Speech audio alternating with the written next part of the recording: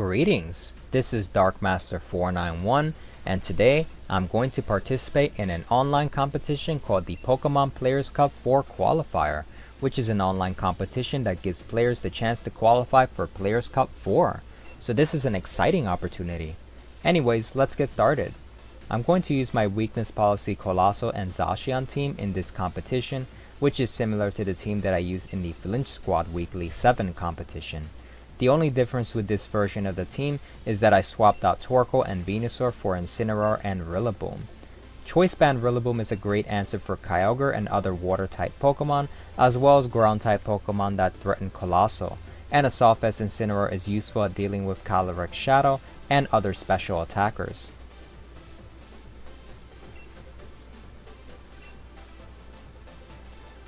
Alright, so let's start searching for opposing trainers.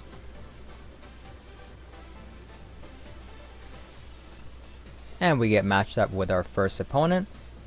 And our first opponent is Chewy with a rating of 1564. So they've been playing for a while today. And they have the Tailwind and Redirection support. So this is going to be interesting. It's going to be kind of a difficult matchup, but let's see what happens. So I'm expecting my opponent to expect me to lead with Urshifu and Colossal because they have Tailwind support. So I'm expecting my opponent to bring Indeedee and Calyrex as a lead. So my best bet would be to lead with my Choice Scarf Dragapult and Colossal. Now Calyrex Shadow in itself is difficult to deal with, but if we can at least get the G-Max Volcalith off, then it should be a little easier to deal with the team.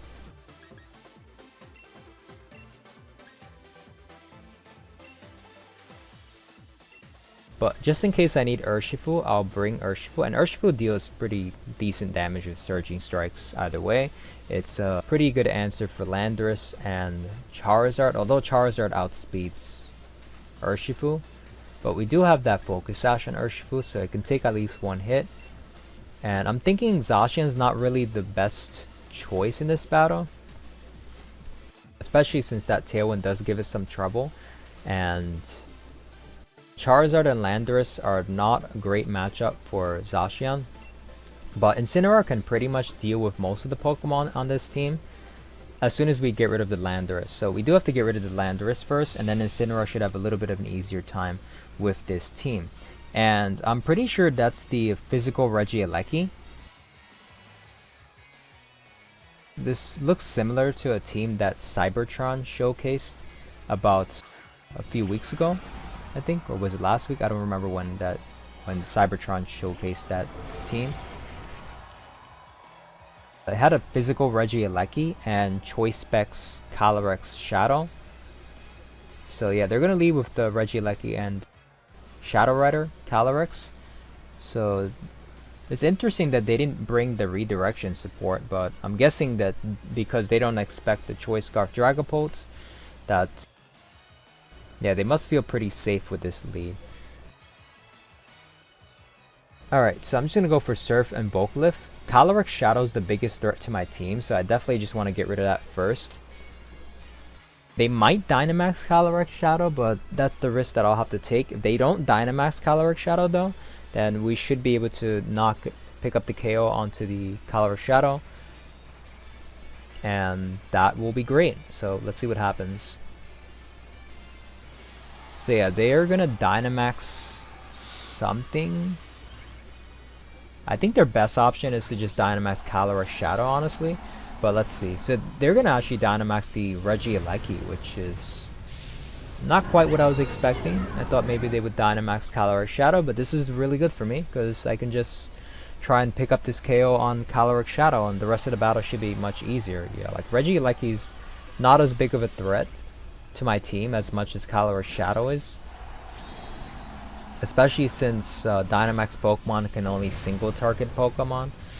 So yeah, at least that's not as big of a deal as Calyrex Shadow's Astro Barrage. So we definitely want to get rid of the Calyrex Shadow.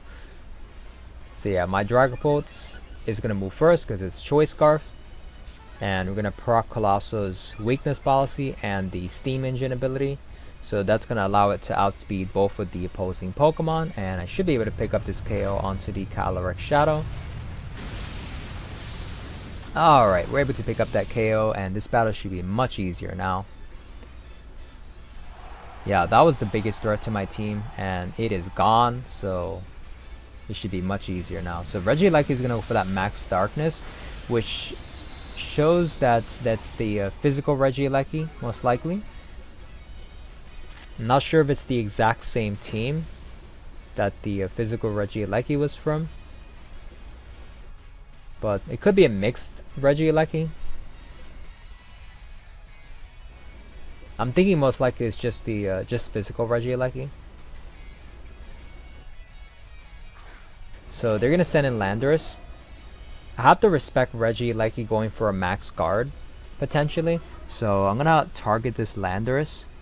Because yeah, Landorus right now is more threatening than Regieleki. Plus I have Incineroar. Like even if the Regieleki is like mixed, or if it's not entirely physical, yeah, Incineroar has the Assault Vest, so it can take special attacks. And if it's physical Regieleki, then the Intimidate is gonna lower its attack. So yeah, physical Regielecky's a nice option, but not really that great. Yeah, because Intimidate is going to lower its damage output, so I think what I want to do is just knock out Landorus, and then I can bring in Incineroar later to deal with Regieleki. And yeah, Intimidate is going to lower the damage output of Regieleki's physical attacks. But right now I want Urshifu on the field, because yeah, Urshifu is more useful than Choice Scarf Dragapult, because the only thing that Dragapult is going to be able to do is Surf. Since my Dragapult is locked into Surf, I have to switch it out. And yeah, we're going to pick up that KO onto the Landorus, which is wonderful. That's exactly what we need here. Yeah, they're going to go for Airstream, which is actually going to allow the Regieleki to outspeed my Colossal. Because yeah, Colossal's max speed is 90 at level 50. And if you activate the Steam Engine, that speed goes up to 360. Regieleki's max speed is 277, and with a +1 speed boost, it will be able to outspeed Colossal. Even if Colossal's got max speed and +6 in speed. So yeah, Regieleki is just a really fast Pokemon. So I'm just going to double into this Charizard. I mean, shouldn't really matter. Should be able to take it out with Vocalift. But let's say like if Regieleki happens to be like mixed Regieleki, and they happen to like knock out my Colossal with Max Lightning or something, then at least I have Urshifu that can knock out the Charizard, and I can just have either Dragapult or Incineroar to deal with the Regieleki. So yeah, they're gonna forfeit. Not much that my opponent could do there anyways.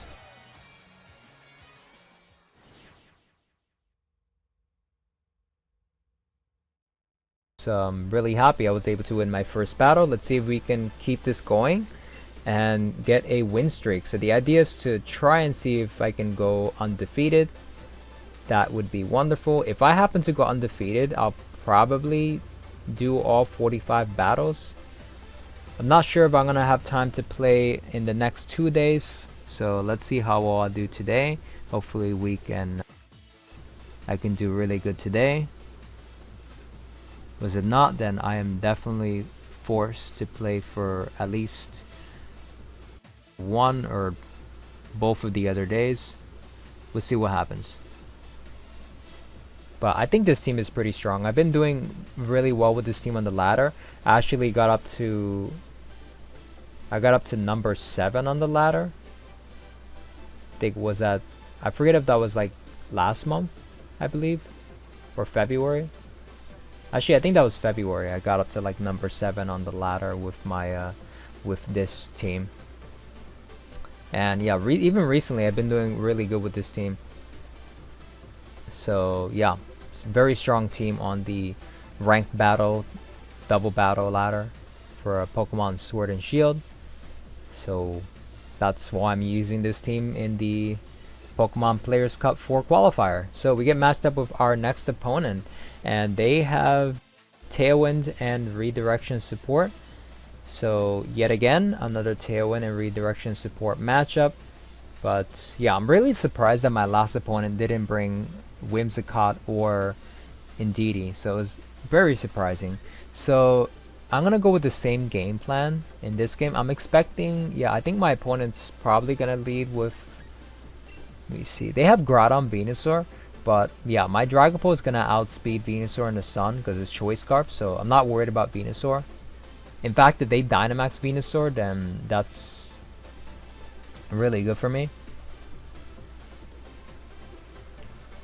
Because yeah, then I'll be able to knock it out with Colossal, be able to activate Colossal's weakness policy and knock out Venusaur with a Max Flare, because yeah, my Dragapult is Choice Scarf, so it's going to outspeed Venusaur. So we are not worried about Venusaur lead. The only thing is Groudon is still going to threaten Colossal. But also, like, they have redirection support, so I have to respect that. Like, leading with Urshifu is not ideal. This kind of team is actually kind of difficult of a matchup, so we'll see what happens. We're expecting the surprise factor to work here. I think maybe I still bring Zacian Rillaboom. Rillaboom is useful against the Groudon. But other than that, like, it doesn't do that great into... I mean, it's gonna lose to Venusaur and Charizard. But yeah, we want to bring it for the Groudon. I mean, after knocking out Groudon, like, Rillaboom's not really as useful since it's just Choice Band. It doesn't have Fake Out support. Okay, so they're gonna lead with the Groudon. So yeah, I'm thinking they probably go with the Tailwind. I don't think they're gonna Dynamax Groudon because they probably don't expect my Dragapult to be Choice Scarf. Now, Choice Scarf Dragapult actually outspeeds Groudon with the Tailwind setup. So yeah, my opponent doesn't know that though. I'm pretty sure. So, I'm pretty sure they don't expect my Dragapult to be Choice Scarf. So they're probably gonna go for Tailwind and Precipice Blades, not expecting the Choice Scarf Dragapult. So I don't think they're gonna Dynamax Groudon, but if they Dynamax Groudon, then that's a really good play for my opponent. And I think if they want to win this battle, they should Dynamax Groudon, like right now, because otherwise they're gonna lose Groudon. And then, yeah, now I don't know if the Whimsicott could have, it could have Switcheroo and Eject button, but I mean, if you just want to, like, honestly, I would expect my opponent to just Tailwind and Precipice Blades. But rather, you know, if normally when you see a Whimsicott, like, you wouldn't think that Colossal is gonna be doing that well against this matchup. So I wouldn't think my opponent really needs to Switcheroo, even if they have it. So yeah, they're gonna go for that Helping Hand and try to Precipice Blades. But yeah, my Dragapult is Choice Scarf, so it's gonna go for that Surf. So even if the Groudon itself is Choice Scarf, my Dragapult is gonna outspeed it, because yeah, my Dragapult is also Choice Scarf. So it doesn't matter if their Groudon is Choice Scarf. So I'm guessing that's probably why they just went for the Helping Hand play, because probably a Choice Scarf Groudon. So the funny thing is, if they went for the Tailwind, if they had Choice Scarf Groudon, then yeah, Groudon would have outsped my Dragapult with the Tailwind setup. So yeah, that would have been a big problem for me. But yeah, they didn't expect my Dragapult to be Choice Scarf, so that's a dead Groudon.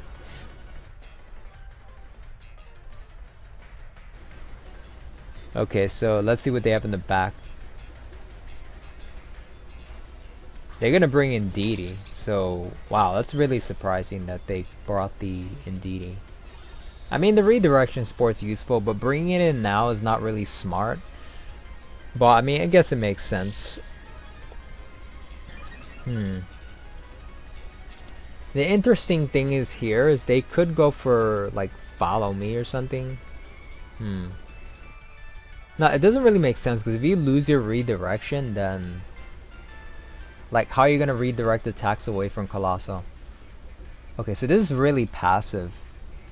Thinking this is a really safe switch for my Zacian, because Whimsicott and Indeedee aren't gonna do anything to Zacian really. So this is an opportunity for my Zacian to set up a substitute. So let's see what my opponent does. They probably are gonna set up a Tailwind. Maybe go for Expanding Force. They're actually gonna go for Follow Me. Okay. So I'm going for Vocalift because I don't want to knock out this Indeedee yet. I want my Zacian to set up a substitute. Because if they have Charizard in the back, like... I mean, either way, they could go for a Max Guard next turn, and then my Colossus is going to have some issues, right? So, I think that's the thing, is like, it's just a better idea to let Indeedee survive this turn. And then, I mean, I could have went for the Max Flare and picked up the KO. I just feel safer with just letting it survive this turn, getting a free turn to set up a substitute, and guaranteeing that I knock out this Indeedee this turn. So I'm gonna go for the Max Flare. Make sure I knock out this Indeedee. I mean, I should maybe Vocalift again, but I mean, it's not that big of a deal. I probably should have Vocalift in case they like switch out into Charizard, but I don't think they're gonna switch out into Charizard. Like, they saw that I went for the Vocalift last turn, so I highly doubt that they're gonna go for the they're gonna switch out the Indeedee into Charizard. So I'm gonna go for Max Flare. Also, in case they actually have Venusaur in the back, like, well, Venusaur is probably not gonna survive Vocalift anyway, because it's not gonna be Dynamite. If it switches in, it's just gonna die. So yeah, it's gonna get knocked out. So they're gonna send in Charizard now, and my Colossal is out of Dynamax turns. That's not a big deal because my Zacian has a substitute set up. Even if Whimsicott has Encore, it's not going to be able to do that because the Psychic Terrain is up, so I'm not worried about anything that this Whimsicott can do. I was thinking about Psychic Terrain, so it works against Whimsicott, so if Whimsicott wanted to do some shenanigans, well, it's not going to be able to do anything now, other than Helping Hand, Moonblast, you know. It can't do like anything like Charm. Well, at this point, like, there's no point in using like Switcheroo even if it has it. But yeah, it can't Encore, most importantly. So that's gonna allow my Zacian to get off Behemoth Blade safely. So yeah, Whimsicott's just gonna go for Moonblast. Not much else the Whimsicott can do. I mean, they can go for like Helping Hand, but that's not gonna really do anything for them. I mean, Max Quake is just definitely gonna knock out Colossal, and my Zacian has substitute, so it doesn't matter if they Helping Hand or not, they'll still break the sub. They're not gonna do any more damage than they would normally do. So yeah, Max Quake is just gonna knock out Colossal. ×4 super effective, so yeah. So good news here. So first of all, Charizard is Life Orb. It has a Solar Power ability. I have Vocalift up still, and Behemoth Blade is going to do a lot of damage. So this Charizard's not going to be on the field for very long. Yeah, so you can see that did so much damage already. And that's the great thing about Zacian, is that double damage to Dynamax Pokemon. So yeah, really doesn't matter whether you Dynamax or not, Zacian's always going to do the same damage to Pokemon. Unless you don't give your Pokemon Dynamax candies, then Zacian's just getting more damage. But that wouldn't make sense, like you'd want to max out those Dynamax candies. So yeah, that's pretty much going to be the game. Not much my opponent can do here. So yeah, so they have to choose which Pokemon they want to knock out. They have 2 more Dynamax turns, so I mean, it doesn't really matter. Even if they like double Max Guard and then try to just Heat Wave both Pokemon, like my Zacian has a substitute up, so I mean, yeah, either way they're not going to live 2 turns because, well, there's the Solar Power and Vocalift. I think I have Vocalift for like 1 more turn. So yeah, that's going to be the game.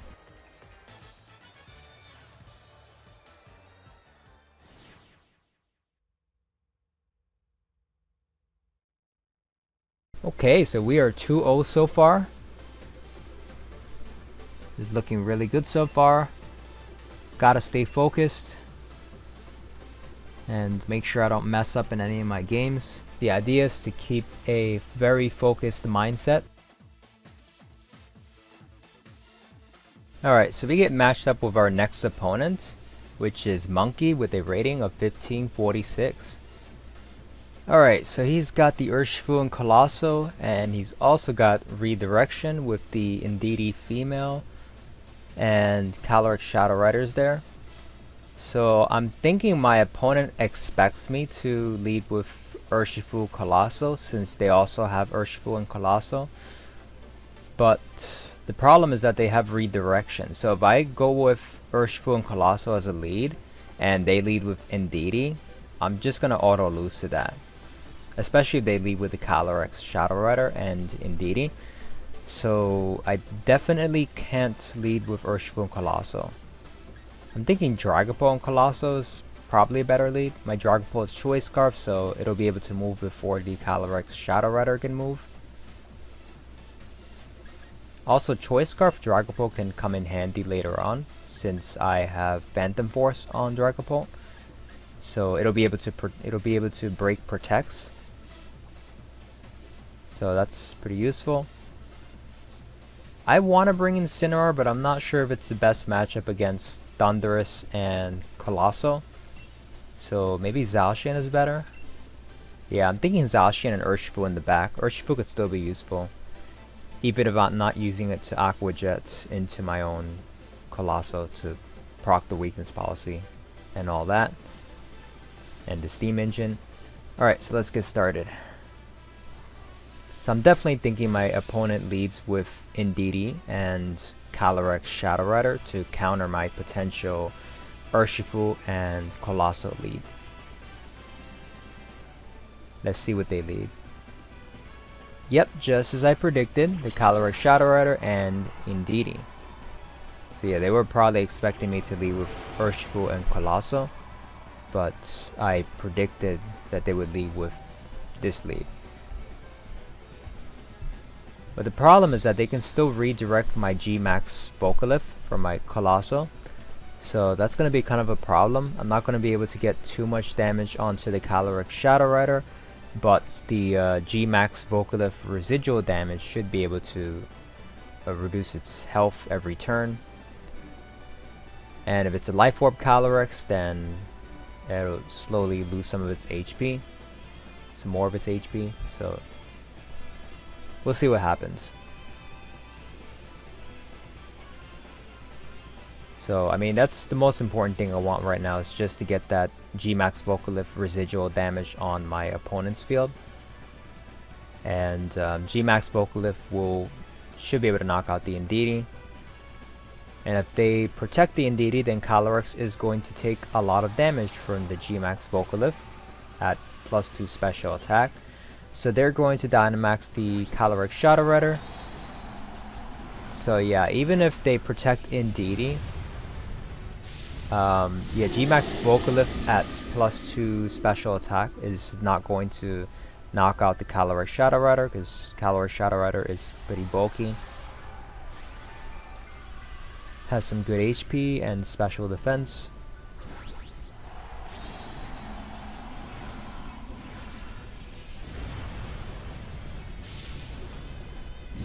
So yeah, I gotta figure out what I'm gonna do next turn, since the Calyrex Shadow Rider is probably gonna knock out my Colossal with Max Quake. There's not much we can do about that, and they're going to redirect my Colossal's attack away, which is exactly the play that you want to make here.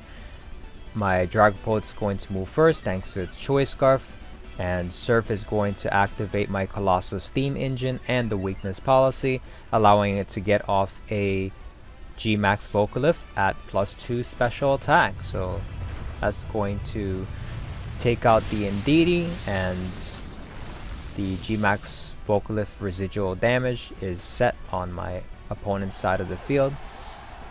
So I get 4 turns of G-Max Vocalith residual damage now, and the Max Quake is just going to knock out my Colossal, because my Colossal doesn't have much.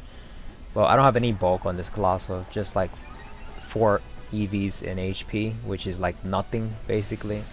It's just max speed, max special attack Colossal to make sure that it's just a really fast Colossal. timid nature so that it outspeeds Thunderous when the Tailwind is set up. And the Calyrex is Life Orb, so it's going to lose some of his HP every turn along with the G-Max Vocalift, so that's going to be helpful every turn. Hopefully we can knock out this Calyrex Shadow Rider soon, but yeah, right now Calyrex Shadow Rider is putting on a lot of offensive pressure. I'm thinking Urshifu might be the only thing I can really send out here to try and get some damage on the opposing Pokemon. Since my Urshifu is Focus Sash, so it can survive at least one hit. And now I have to switch out my Dragapult, because Dragapult can't really do anything other than Surf since it's Choice Scarf, so it's locked into Surf. And I'm going to try to get some damage onto this Ferrothorn. I can use my Dragapult to have it Phantom Force the Calyrex later on, so I can definitely preserve my Dragapults for later. And yeah, definitely have to switch it out either way because it's not really doing anything now. So let's see what my opponent does. They're probably going to target into, well, either my Urshifu or my if they're going to go for Dragapults, yeah, probably going to go for Max Phantasm probably just knocks out the Zacian. Yeah, at +1 special attack with the Life Orb. My Zacian doesn't have that much bulk. I put some bulk on it, but it's definitely not enough to survive that. And Calyrex Shadow Rider just hits incredibly hard, so I don't know if there is a spread to survive Max Phantasm from Calyrex at +1 special attack with Life Orb. Yeah, not too many Pokemon can take hits like that, so it's a very strong Pokemon, very powerful hits. Yeah, so at this point, not sure if I can win this battle, but I'm gonna try the best I can, and let's see what happens. I mean, you never know, your opponents sometimes make mistakes, right? But yeah, it's not really looking too hopeful at this point. The Ferrothorn's got an Iron Defense, but that's not really that big a deal. I mean, it's already really low on HP. What I can do now is go for Phantom Force and Detect, though I'm pretty sure Max Phantasm is going to knock out Urshifu through Detect. But I mean, it's worth a try.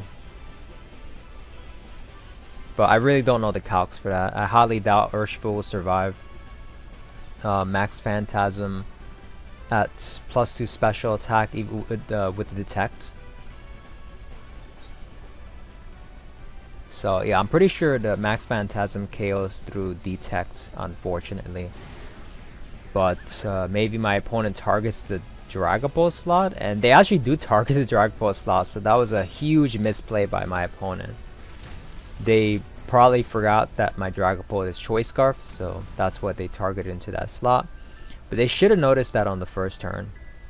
So that's where you got to pay attention to all of the speed tiers of your opponent's Pokemon. So yeah, I'm always paying attention to that. And their last Pokemon is Urshifu, Rapid Strike. So my game plan is just to knock out the Calyrex here, and I should be able to actually win this battle because Urshifu doesn't really have too much to knock out Dragapult unless it has Ice Punch. So yeah, I'll knock out Calyrex and then it's a 2v1. And Urshifu has to knock out 2 Pokemon. And what I can do is just go for the close combat into Urshifu, or even Surging Strikes, just to get chip damage. But yeah.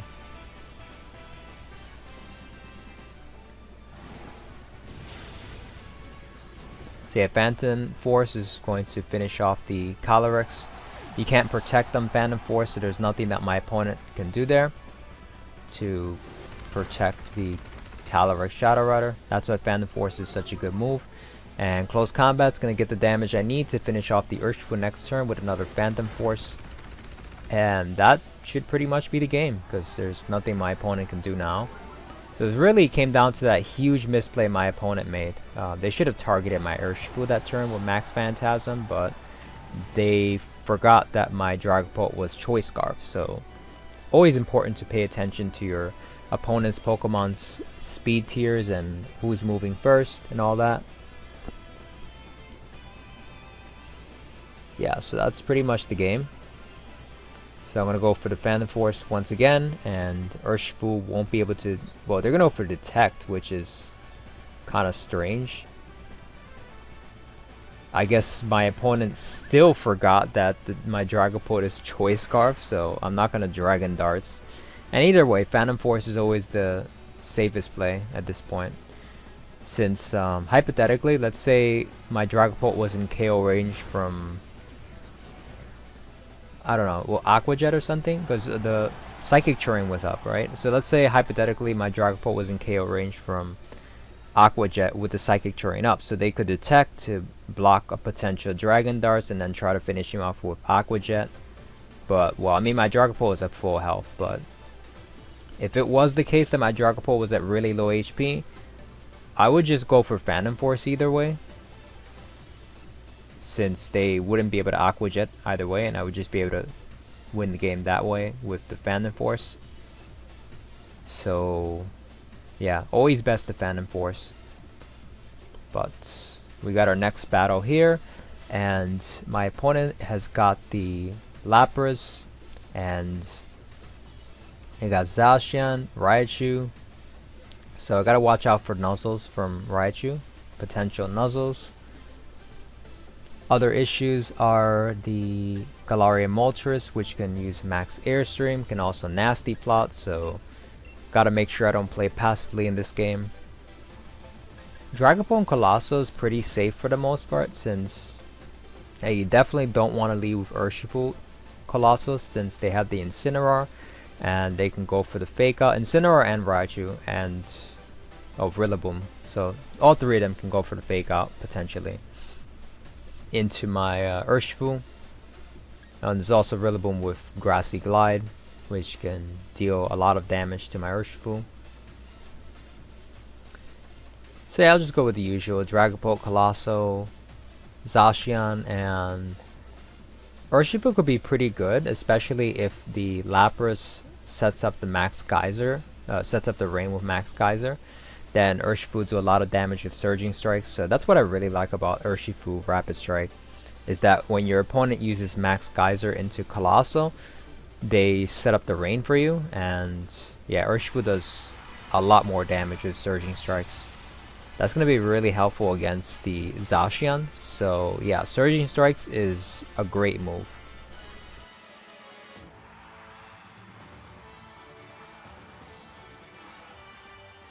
So they leave with Lapras and Zacian. So this is interesting.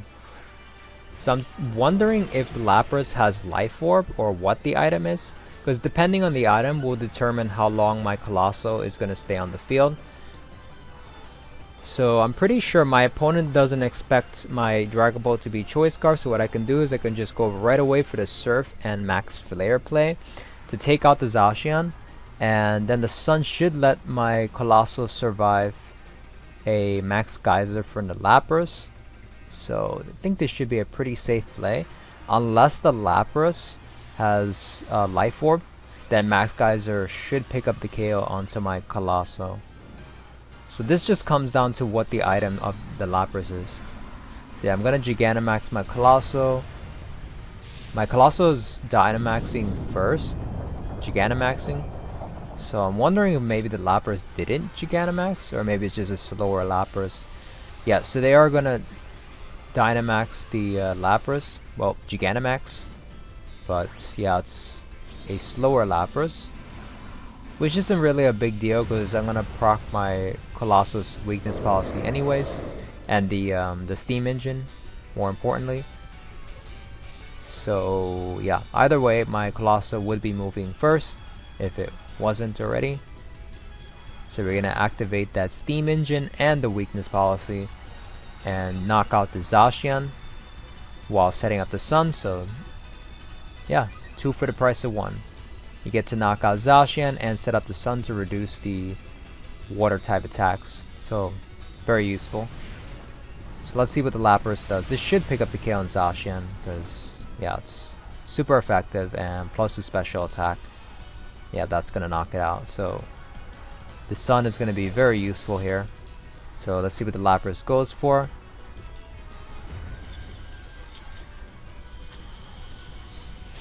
And yeah, they're gonna go for a G-Max Resonance, which is gonna pick up the KO onto my Dragapult. So yeah, my Colossal gets to stay on the field, so that's really good. They had Rillaboom, Incineroar, I believe. So, let's see what they sent out the Rillaboom. So I'm thinking, yeah, they could go for a Fake Out play. They could go for Fake Out into Zacian. I'm thinking might be a good idea to double Protect, Max Guard and Protect. Because I do want... I don't have the Vocalist set up yet though. It might be a bit too defensive, but I kind of want to knock out this Lapras. And G-Max and Vocalist is not going to pick up the KO on Lapras with the screen setup. I mean, I would like to double up into the Lapras slot. I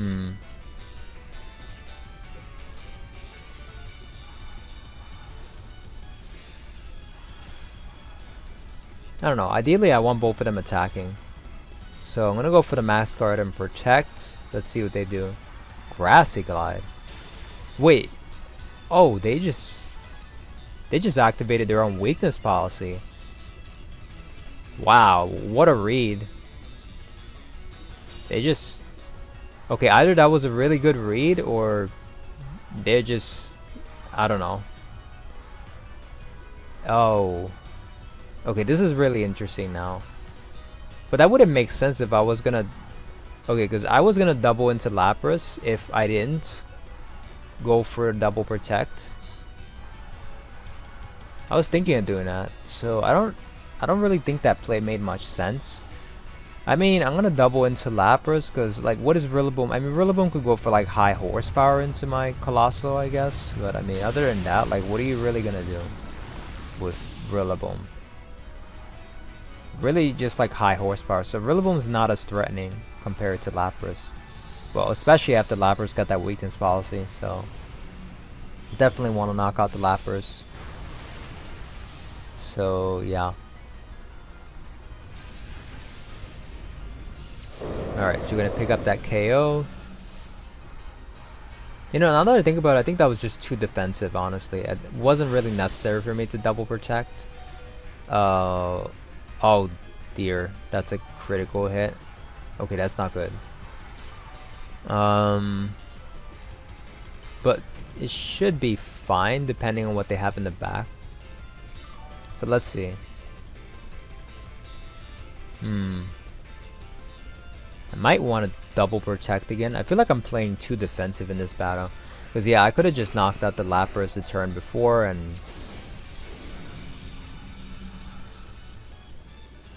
But then again, let's say they did go for the Fake Out and I go for the Vocalith and... I don't think I was that bad in a position either way, so... Maybe it was too defensive for me to just go for a double Protect that turn. But yeah, for now I want to get some more recovery. Well, yeah, I'm pretty sure they're just going to Grassy Glide the Zacian, so I'm going to go for the Protect and Heat Wave, and... Wow, that Rillaboom is Assault Vest. I didn't expect it to survive +2. Well, I mean, there's the G-Max Resonance, but even so, I would have expected that Heat Wave to pick up the KO in the Sun. So it must be... G-Max Resonance and Assault Vest on the Rillaboom. But yeah, anyways, the Vocalith is gonna finish it off. Yeah, so that G-Max Resonance really putting in work. Yeah, I'm pretty sure my Colossal would have survived the Grassy Glide, so Zacian protecting was fairly safe. Just that the Grassy Glide plus the Fiery Wrath would have taken out my Colossal. But then, yeah, either way, the Rillaboom gets KO'd from the Volcalith, so... I don't know, I definitely think I could have played that battle a lot better than I did. But... I don't know, I guess I felt playing it safe was the better option. But definitely think that I'm gonna play more aggressive in my next battle. Okay, so let's search for our next opponent.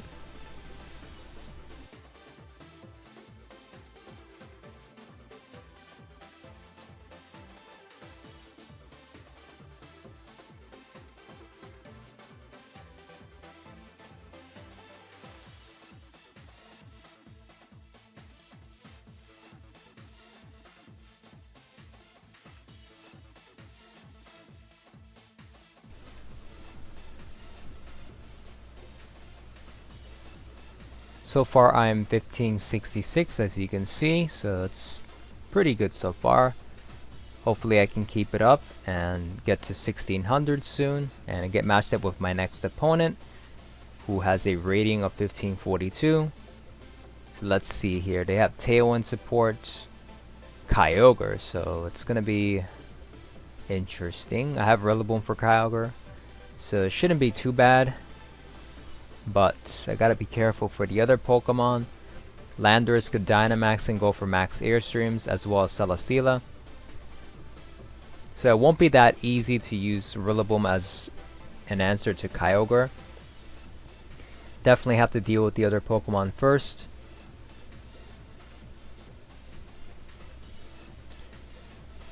But yeah, Rillaboom is still gonna be pretty useful. Kind of wondering what I should lead with, or do they even bring the Tailwind support? Because Tailwind is kind of an issue. But the thing is, yeah, my Dragapult can actually outspeed Landorus with Tailwind setup. So I could just lead with Landorus. And you're not going to lead with Whimsicott and Raichu. That doesn't make any sense. You would want to lead with Whimsicott and Kyogre, or Whimsicott Landorus, maybe Whimsicott and Celesteela. And my Choice Scarf Dragapult is going to outspeed all of those Pokemon, even if my opponent sets up the Tailwind, thanks to my Dragapult's Choice Scarf.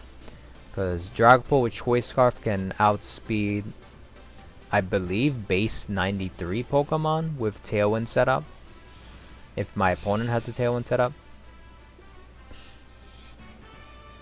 Arceus is Pokédex number 493, that's the funny part. Arceus. It's pretty cool. Okay, so they're gonna lead with, let's see, Raichu and Celesteela. So this is interesting. Okay, here's the issue here. I want to get rid of the Celesteela, but Raichu could nuzzle one of my Pokemon, and I would not be happy about that at all. So let's see, Rillaboom, Urshifu in the back for me. They have that Kyogre. See, the problem is if I knock out Raichu, if I knock out Raichu, that gives him a free switch into Kyogre. And Kyogre and Celesteela have very good synergy, because, yeah, the Rain is going to help out the Celesteela, so Max Flare is not going to do too much damage. But I'm thinking I do want to just get rid of this Raichu, because... yeah, definitely want to get rid of Raichu because I don't want to get nuzzled. Nuzzle is just like really annoying. But yeah, I probably should have went for Max Flare into Celesteela. But if they Dynamax and if they're like weakness policy, then that's...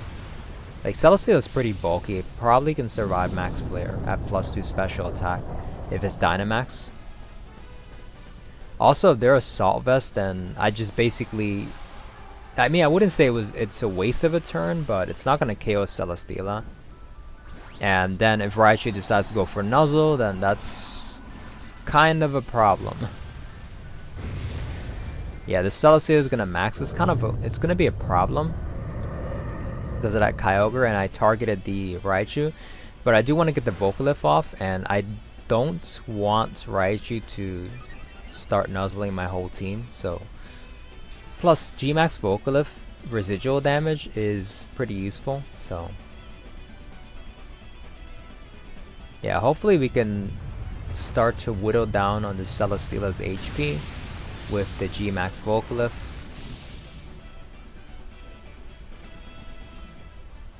But yeah, this is kind of not good because now my opponent gets a free switch into Kyogre. So he gets to send in the Kyogre for free. Oh, my Colossal is still alive, so that's good. It barely survived the Max Quake. So that's probably a physical Celesteela, because it's using Max Quake. I don't remember if Celesteela gets a special Max Quake. Pretty sure it only gets a physical one.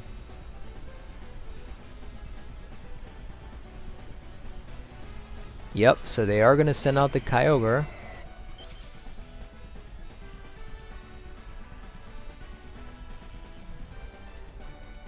The Kyogre's Drizzle is going to help out the Celesteela, because now Max Flare is going to get cut in half, the damage from Max Flare.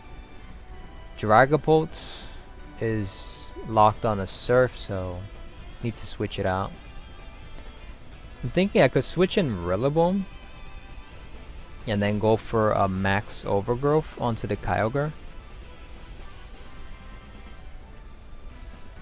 And then Max Overgrowth should pick up the KO onto the Kyogre.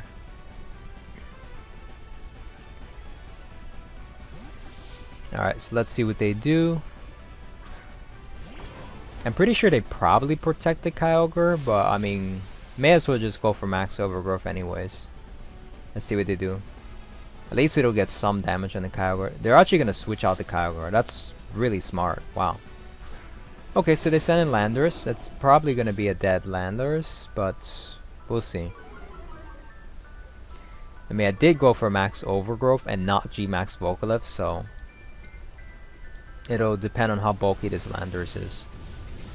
It's +2 special attack, and the grassy terrain is in effect, so it's actually going to pick up the KO, so that's good. Yeah, the grassy terrain kind of just gives it enough to survive. Oh, they're going to go for a Max Airstream. It's a very smart play. You want to be increasing that speed of your Celesteela. Yeah, the Celesteela is going to be kind of a problem now. Honestly, I think the switch out from the Kyogre is really smart, because if I went for Max Flare, that wouldn't do much damage to Celesteela, and then they would get another free switch into Kyogre again. They get to send in the Kyogre for free, and then the rain gets zipped up again. So it's not really, wasn't really worth it to go for Max Flare. See, now I can go for Max Flare because obviously the Kyogre is going to protect. Unless the Kyogre is like scarfed, but I'm going to take a chance that they're going to go for the protect. I'm going to go for Phantom Force into Celesteela because I need more damage into Celesteela. Kind of worried because, like, what if the Kyogre doesn't protect? Then I just like misplayed basically. But either way, I still have Urshifu on the back, which should be able to deal with the Kyogre. So right now I definitely want to deal with the Celesteela. I'm gonna go for that Max Flare. Yeah, I'm pretty sure the Kyogre is gonna protect. Yeah, just as I expected, the Kyogre is gonna protect. You gotta play defensive at this point, because otherwise I just knock out the Kyogre, and it's pretty much good game from there. Because yeah, if I didn't Max Flare, then I have Urshifu that's going to deal big damage with Surging Strikes with the rain setup. Yeah, I had a feeling they were weakness policy, and I was worried that they might actually survive the Max Flare at +2 special attack even without the rain, because Celesteela is pretty bulky. So they're gonna go for Steel Spike. I think that's a pretty good play. You want to be increasing the Celesteela's defense. So we'll see how much damage I can get onto the Celesteela next turn. Hopefully it'll be close to enough to pick up the KO with the along with the Vocalith. So yeah, Vocalith damage is going to be very helpful against the Kyogre, and Celesteela's taking a bit of chip damage from the G-Max Vocalith, so that's always helpful. We have Urshifu in the back. But right now, I think I want to just protect Urshifu because Urshifu has Focus Sash, so definitely want to preserve Urshifu and just keep on going for Phantom Forces with my Dragapult. So let's see. Got one more turn of G-Max Vocalift, so that's useful. So I'm thinking I want to play defensive and just go for a Detect for now and then Close Combat next turn. And hopefully the Phantom Force along with the G-Max Vocalift residual damage is enough to pick up the KO onto the Celesteela. Let's see. Yeah, it's actually not doing much damage though because of the +1 defense from Max Steel Spike. And they're actually going to, okay, go for the Thunder and Rock Slide. So yeah, Rock Slide, let's see, yeah, that's not enough damage to knock out Dragapult, because I think they were expecting, well, they were hoping my Urshifu attacked and didn't protect, so yeah, I think that was a really good detect on my part. And the Celesteela barely hangs on, wow. Okay, so what I can do, I can go for the Phantom Force into, let's see. Honestly, I can just go for Phantom Force into Kyogre. I'm pretty sure Aqua Jet should pick up the KO. I know the sun is up and the Celesteela has +1 defense, but it, like, look at its HP. It's just like really low. Literally looks like it has 1 HP. So that's gotta pick up the KO with Aqua Jet. I mean, even though, yeah, it has the boost and the sun is up, but yeah, Celesteela has a +1 boost in speed. I don't want to take a chance that it actually outspeeds Urshifu, so I'm going to play it safe. Go for the Aqua Jet and a Phantom Force into the Kyogre. So definitely think playing it safe is the best play at this point. Kyogre is going to go for Thunder. It's going to miss because the sun is set up, so Thunder is like 50 accuracy. Not really the play you want to be making. But, I mean, with the sun set up, water type moves are reduced, so you might as well go for Thunder and hope for the best. Phantom Force is going to deal a little chip damage, and Close Combat should deal enough chip damage to the point where next turn I should be able to knock it out with another Phantom Force. And my Urshifu is Focus Sash, so they're going to go for Origin Pulse. And yeah, the fact that Urshifu dodged that just seals up the game for me. So, should be able to finish off my opponent. Seals off the game for my opponents. I should be able to easily just finish off the Kyogre now with the Close Combat. So, yep, there is nothing my opponent can do here, because I mean, you can't even protect from Urshifu's Close Combat, but yeah, they're gonna cancel the battle, and yeah, that's pretty much it. So, looking good so far.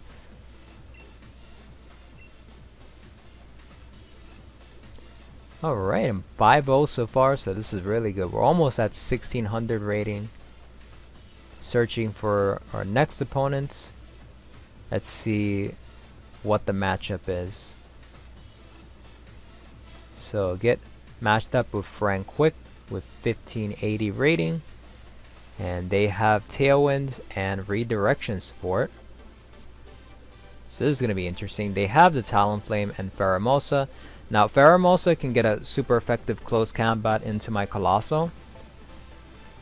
But here's the thing, if I leave with Urshifu, Colossal is not going to outspeed Pheromosa with the Tailwind setup. So that's something I have to consider.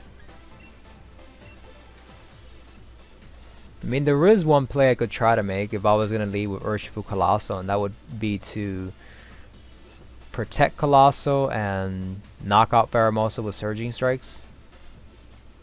But the thing is, if they double into Urshifu, that's kind of a... that would be kind of bad. But yeah, I think I'm going to lead with just Dragapult, because Dragapult Colossal, because maybe they don't lead with the Tailwind, expecting my Dragapult, you know, to not be Choice Scarf, so... maybe the Pheromosa has triple Axle and they think they can just knock it out before my Dragapult goes for Surf or something.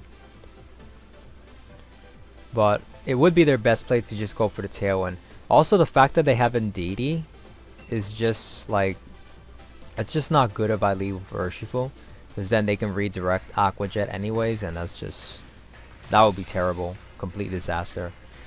So don't want to leave with Urshifu Colossal. Dragapult Colossal is the play here. It just comes down to whether they actually leave with Talonflame. And they are going to leave with Talonflame. Okay, so I'm pretty sure they could go for the close combat into my Colossal and set up the Tailwind. But maybe they don't expect the Choice Scarf on Dragapult, so they could double into Dragapult. If they double into Dragapult, they just auto lose though. So let's see if we can catch my opponent off guard. But if I were my opponent, I would just go for Tailwind, because that's the safest play you can make. Yeah, so I'm going to Dynamax my Colossal with Gigantamax. And let's see what my opponent goes for here. I'm pretty sure they're just going to Tailwind, because you got to make that play. It's just the safest play that you can make. Pheromos is pretty strong with close combat, but I'm pretty sure my Colossal can take that. If I had to redo this turn, I probably would just go for... Oh yeah, actually that's not enough. Yeah, so close combat and Surf. My Colossal should be able to survive that. But definitely was better for me to... I'm thinking Surf is probably still useful either way, because... Yeah, definitely want my Colossal moving before at least some of the opposing Pokemon with the Tailwind setup. So this is going to be interesting, because now the Talonflame, if it's max speed, it's going to outspeed my Colossal. My Colossal is pretty low on HP.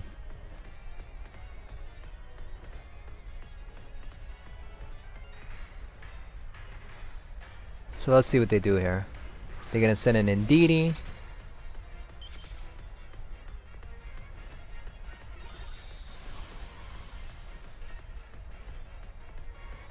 Let me see how much HP my Colossal has left.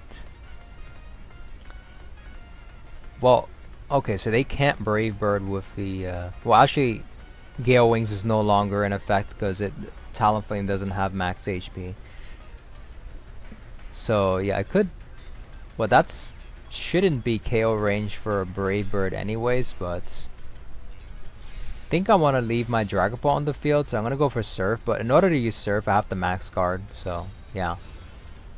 They are going to protect Indeedee, and let's see. Talonflame is going to go for Will-O-Wisp.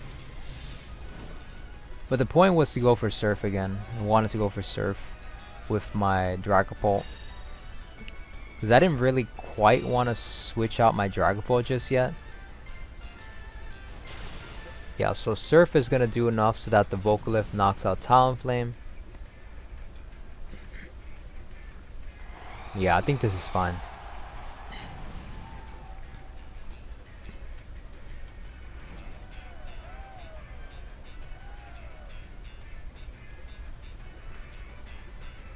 So now my opponent should send out the Dialga. Yep. That's their last Pokemon. So the best thing to do now is to stall out the Dynamax and the Tailwind.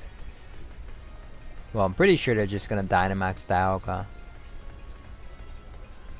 So the best play here is to just get rid of the Indeedee. They protected last turn, so this is really good.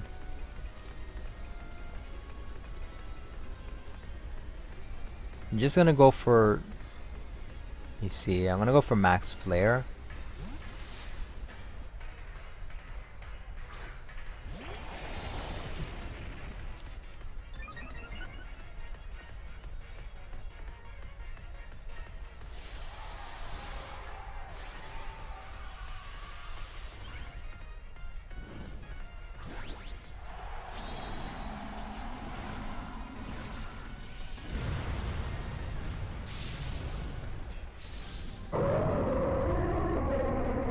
Normally I don't like to set up the Sun with Max Flare if I want to have Urshifu use Surging Strikes during a battle.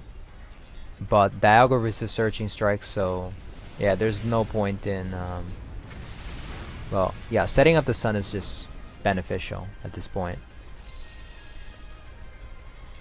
Get more damage with Colosso's Heat Waves. Let's see what the Dialga goes for. They're gonna go for Max Rockfall.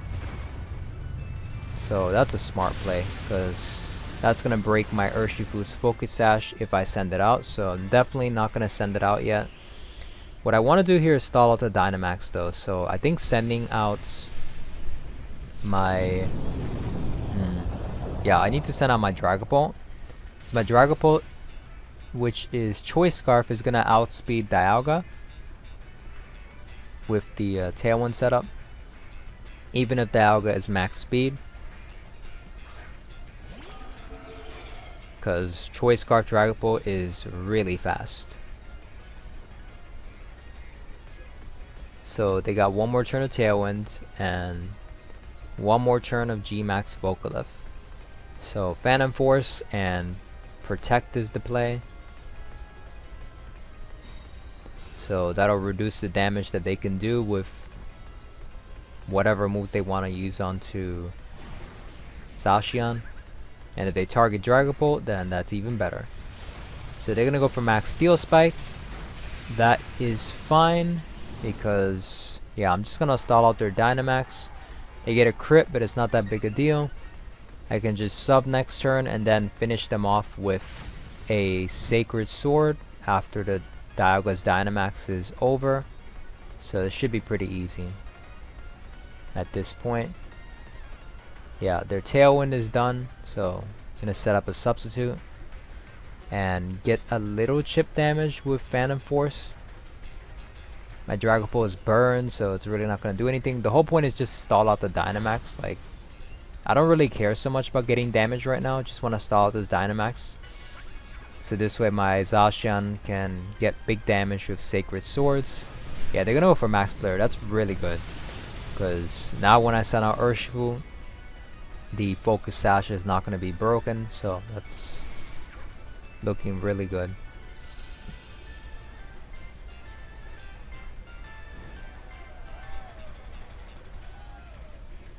I mean, you kind of have to go for this play, so I think my opponent played well there, but you know, there's not much that you can do, right? I mean, if anything, the only thing I would have probably done differently is go for the Max Wormwind into Dragapult to knock out Dragapult and reduce Zacian's attack.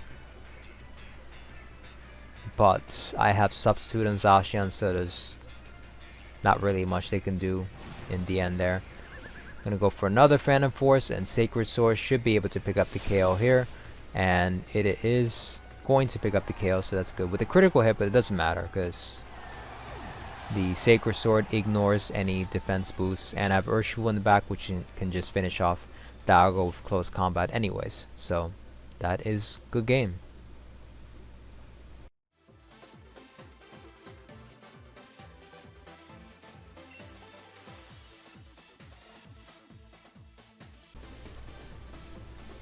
So far I got a really good win streak. So let's see if we can keep this up. So I am 1597 so far, and one more battle, one more victory will put me into the 1600s. So I'm thinking if I win 7 battles in a row, if that puts me into 1600s, then if I win another 7 battles, that should put me into the 1700s. So let's see if we can get there. I mean, my goal is to either make it into the high 1600s or 1700s, and if I happen to go undefeated, then we'll see how many battles I can do. I mean, I want to try to get in as many battles as I can, but let's just see how well we do today. So we got to take it one day at a time, and my next opponent is a 1560 rating opponent. And they have an interesting team here. They got the Cresselia for Trick Room and probably Weakness Policy Metagross, so got to be careful with that. Cannot let my opponent set up the Trick Room. So leading Dragapult and Colossal is a very bad idea, because if they lead with the Cresselia, then I just auto lose if they set up Trick Room. So I need something more offensive, like Dragapult and Zacian. I mean, Colossal is pretty, that's gonna hit pretty hard, but Cresselia eats that. It's gonna survive. +2 G-Max Vocalift. So it's not the best idea to do that.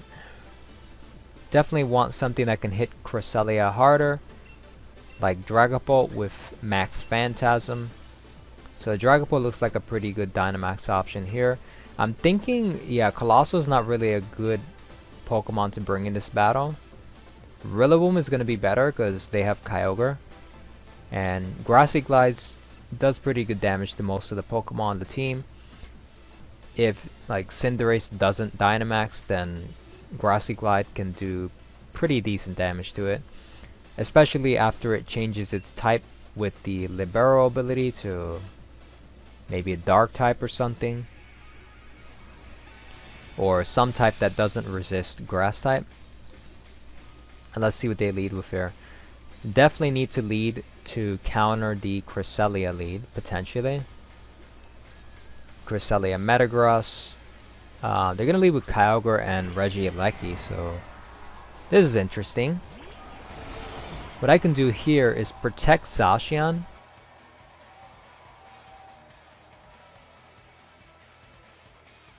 Drizzle went before Intrepid Sword, so the Kyogre is Choice Scarf. So that is the way that you can tell if the Kyogre is Choice Scarf.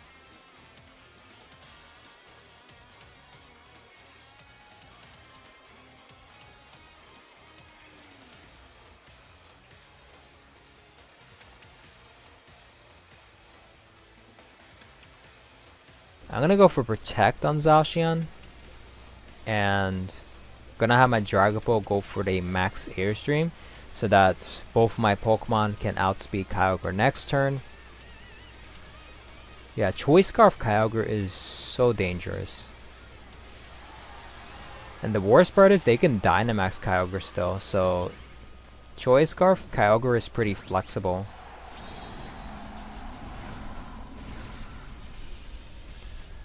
Yeah, honestly, they could just go for Water Spout.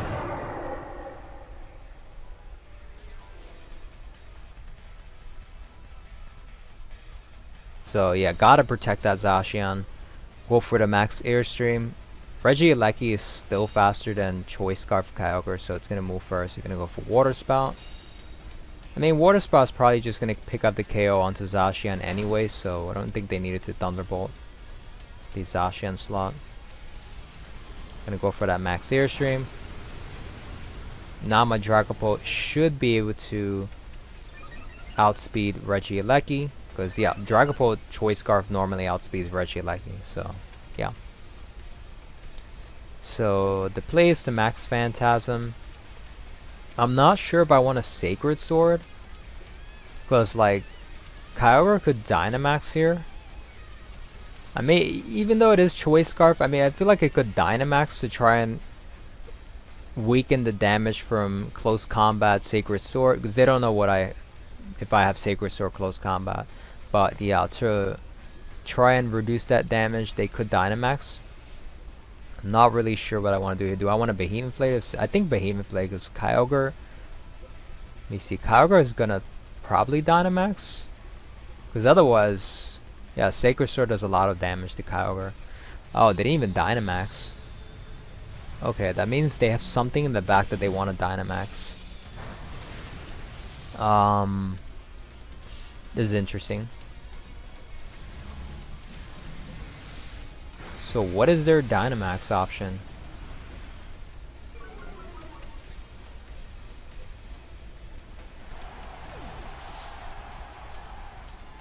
Yeah, definitely should have went for Sacred Sword there for a little more damage.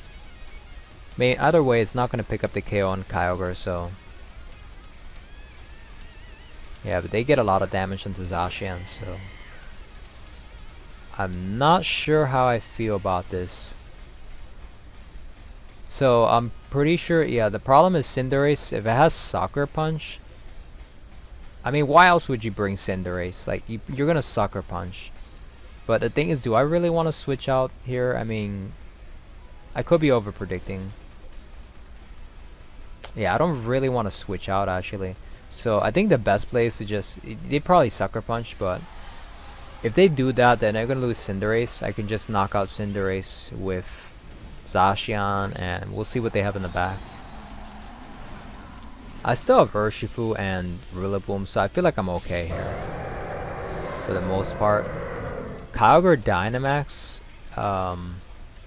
yeah, Kyogre took enough damage to the point where I can just knock it out with Grassy Glide anyway, so I'm not really that concerned about Kyogre.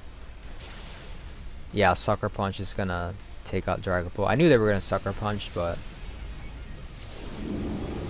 I wasn't sure if the Kyogre was gonna Dynamax, because if it just Water Spout, then I mean, that probably doesn't do much damage anyway, so they kind of had to Dynamax there, because otherwise, yeah, you're not doing much damage with Water Spout. Well, it probably would just knock out Zacian anyways, but yeah, so very well played by my opponent here. So let's see what they have in the back. That's going to pick up the KO onto Zacian. And yeah, I have Urshifu Rillaboom, so I'm feeling pretty confident here. The question is whether my opponent goes for the max guard or not. Grassy Glide is definitely going to pick up the KO on Kyogre. The thing is, they do have to respect my Rillaboom potentially going for a Fake Out. I mean, I don't have Fake Out on Rillaboom, but they do have to respect that. Because then if I double up into Urshifu, they just lose the game. So, yeah. Definitely have to respect that. What I'm going to do here is I'm just going to split my damage. Because, I mean, Grassy Glide is going to knock out Kyogre anyway, so yeah, I can just Grassy Glide, close combat. I mean, even if they like close combat, poison jab my Rillaboom or whatever, like, they're just going to lose Urshifu next turn, so there's no way that my opponent can win. Yeah, Rillaboom is pretty bulky, so yeah, I'm going to go for that Grassy Glide to finish off the Kyogre, and yeah, it's pretty safe, so no need to overpredict here.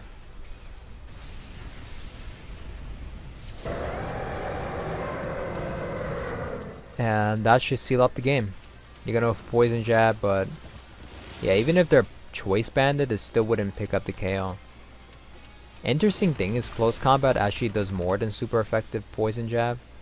So yeah, because Urshifu gets the same type attack bonus from close combat, so it's 180 damage versus super effective Poison Jab, which is only 160. So they were better off going for close combat, but doesn't really matter either way. So I'm just gonna go for Grassy Glide, close combat again. Not much my opponent can do here. Yeah, so they're gonna forfeit.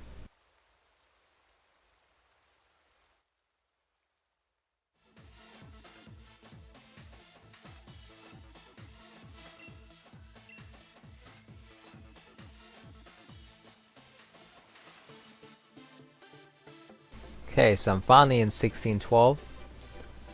So let's see how long it takes me to get to 1700, if I can get to 1700. Or the high 1600s, so I mean, high 1600 should guarantee that I qualify for Players Cup. But let's focus on each of the games. Take things one game at a time. Never wise to get too overconfident. Alright, so they have a Trick Room mode here. That's always the first thing that I think of, is Trick Room, because definitely want to deny Trick Room with this team here, because my team kind of auto loses if the Trick Room goes up. Like, I don't have Taunt on anything, so I mean, honestly, I could have ran Taunt on Incineroar, but I felt that Assault Vest Incineroar still has some use, so could be useful. They have Tapu Fini, so I think Urshifu could come in handy if they Dynamax Tapu Fini and go for the Max Geyser. So here, yeah, I think Dragapult Colossus still a pretty good lead. What I can do is I can knock out Mimikyu turn 1 if they lead with like Mimikyu. And Tapu Fini, I guess I'll worry about that later. I mean, I have Zacian, and if they go for the Max Geyser, Urshifu is going to get more damage with the Surging Strikes, so Urshifu is definitely the play. I was kind of thinking maybe Incineroar could be useful for the Calyrex Ice Rider with the Intimidates, but it's not really that useful. I just think Surging Strikes is probably going to be more useful in the entire battle overall if Tapu Fini goes for Max Geyser. So yeah, I definitely like using my opponent's setup against them if they decide to go for Max Geyser. So they're going to lead with Tapu Fini and Mimikyu. Now this is interesting because this forces me to make a decision. So do I attack Tapu Fini or Mimikyu? But the answer to that is what I can do is Surf and Max Flare, because honestly that lead, that was just a huge mistake by my opponent, because yeah, I can just Max Flare, Surf and Max Flare, that'll pick up the KO on Mimikyu most likely, and then Tapu Fini is not going to do much damage with its water type attacks. So yeah, this is really good for me. So let's see if they lead the Tapu Fini in there, if they Dynamax Tapu Fini. I would think that they want to Dynamax Tapu Fini to try and counter my Colossal. But if Tapu Fini is not Life Orb, then my Colossal should be fine. They're actually going to switch it out, so I just got myself a free KO. I think they were expecting the Max Overgrowth maybe, so they switched into Incineroar. So they were expecting me to target the Tapu Fini, but it's a pretty safe play for me to just go for the Surf and Max Flare into the Mimikyu, because I do not want the Trick Room going up. If anything, the one thing I never want my opponents to set up is Trick Room.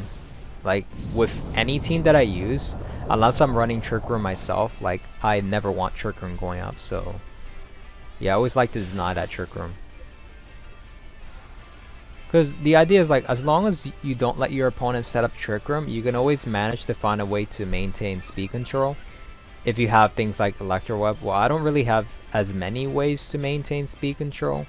I mean, it's mostly the G-Max Vocalith, and I mean the Colossal with the Steam Engine ability for speed control.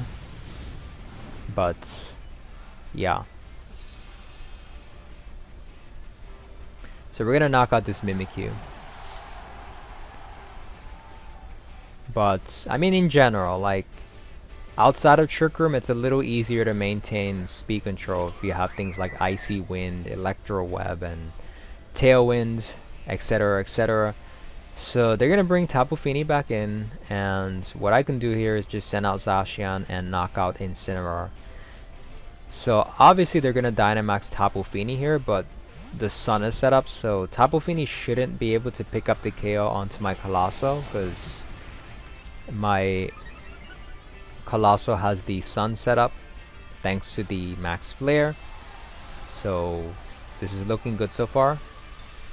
I should be able to win this battle from here if I play my cards right. So they are going to Dynamax Tapu Fini.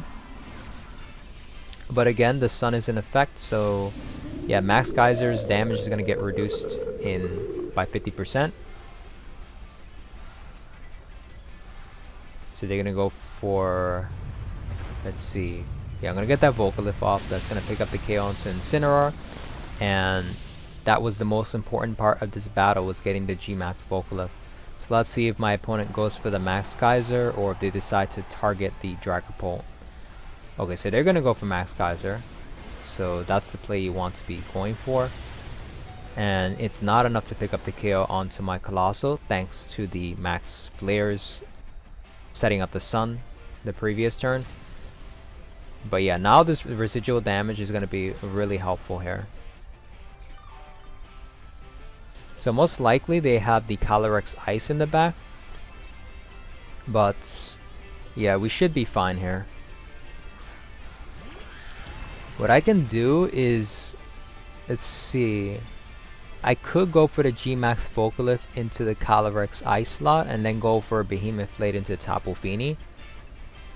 Or Substitute is an option. I mean, either way it's fine. So I'm thinking in case...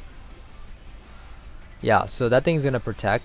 But the thing with Tapu Fini is it's forced to choose a target to knock out with Max Geyser, right? So either way, G-Max Vocalith. Yeah, so they're gonna activate the... It's gonna activate the weakness policy. So G-Max Vocalith and the residual damage is gonna be adding up to the Calyrex Ice Rider. So yeah, what I'm trying to do here is I'm trying to stall the Dynamax also. So that's another reason to go for sub. So that's a pretty safe play. They're gonna target into Zacian, so that's really good. And I was expecting my opponent to target the Zacian, because now my Colossal's Dynamax turns end, and yeah, I mean they could have double protected, that's another thing. So I figure it was fairly safe to go for the substitute. And if they're like Focus Sash and they set up the Trick Room with the Calyrex Ice Rider, then it's not that big a deal, because the G-Max Vocalith just knocks it out next turn. Let's see. So yeah, I'm gonna go for a Heat Wave here. That should be enough to pick up the KO onto Calyrex. Yeah, definitely don't want to double up into the Calyrex Ice Rider, because yeah, you can see they're just gonna go for double protect, and they probably don't have Trick Room anyways if they're going for protect. So yeah, I'm gonna target this Fini, because right now this Fini is pretty threatening still. And at this point, the G-Max Vocalith should just finish off Tapu Fini. So yeah, that should be a good game. Yeah, G-Max Vocalith should finish off Tapu Fini, and then next turn I can just bring in Urshifu. Well, either way, the my Zacian can just finish off the Calyrex Ice Rider with a Behemoth Blade. So that's a good game. So honestly, I think this couldn't have went any better. Like, this was probably one of the best outcomes for any battle. And yeah, if I get matchups like this, then it should be really easy to get to a really high ranking. But yeah, not everybody's running this kind of team, so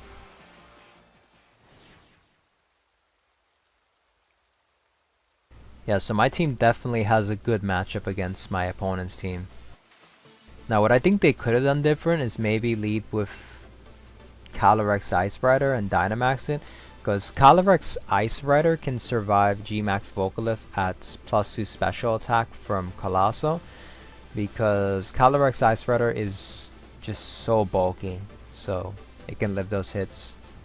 It can live at least one, well, just one G-Max Vocalith. Yeah, so Calyrex Ice Rider is just a really bulky Pokemon. So definitely a very good Pokemon in this format. But Zacian can deal with it pretty well. That's kind of the problem if you're using Calyrex Ice Rider, is it's weak to a Behemoth Blade, and Zacian's just hits too hard, unfortunately for Calyrex Ice Rider. So my opponent is a 1561 rating, and let's see, this is another Trick Room matchup, potentially with the Necrozma Duskmane. They also have Raichu and some other fake out support, Incineroar and Rillaboom. But they have Tapu Fini, so let's see. Yeah, if they the Dynamax Tapu Fini, then I guess Urshifu could come in handy. I'm gonna go with the same stuff. I kinda want to deny Trick Room, but I'm not sure if they're going to lead with that. Let's see. If they leave with Necrozma Dustmane, it might be better to just get rid of whatever is on the other side, like Incineroar or whatever, and just deal with Necrozma later. Because if they see Colossal on the field, they're just gonna Dynamax the Necrozma Dustmane. And yeah, with the Prism Armor, it's definitely gonna survive +2 Max Flare from Colossal. Even Solgaleo survives that if it's Dynamax, so that just shows you how strong those Pokemon are. Just a very bulky Pokemon.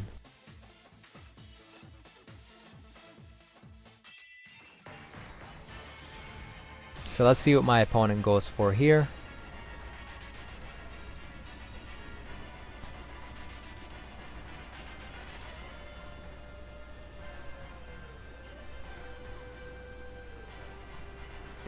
They're going to leave with Tapu Fini and Mandibuzz. Now this is tricky, because you definitely max Fini, but the thing is, I don't pick up the KO onto Mandibuzz with Max Flare. Like, I kind of want to go for Max Vocalith. But if they know that I'm going to do that, then they could go for a Protect. So I'm really not sure what to do here. Also, they don't know if I'm going to target Fini, so that's another option. And does Mandibuzz even have Protect? That's another thing. Also, they could switch into Necrozma Dustmane. That's another option.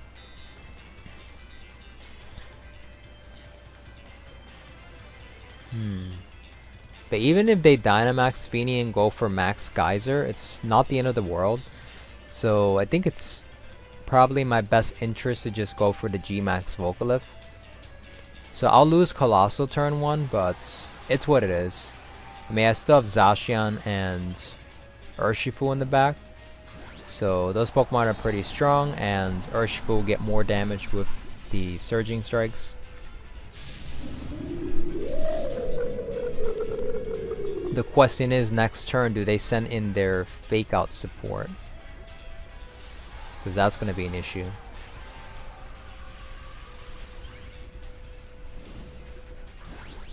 Let's see what my opponent does here.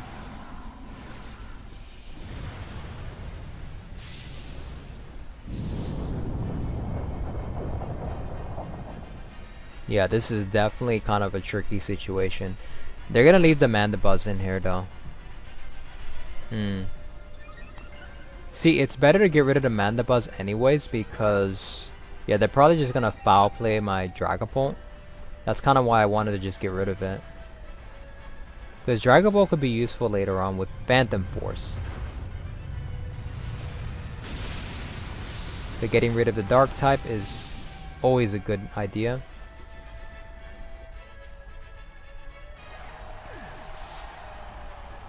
And even if they switch into Necrozma, they just take a lot of damage from the G-Max Vocalith. So yeah, they're gonna knock out my Colossal, which is the correct play.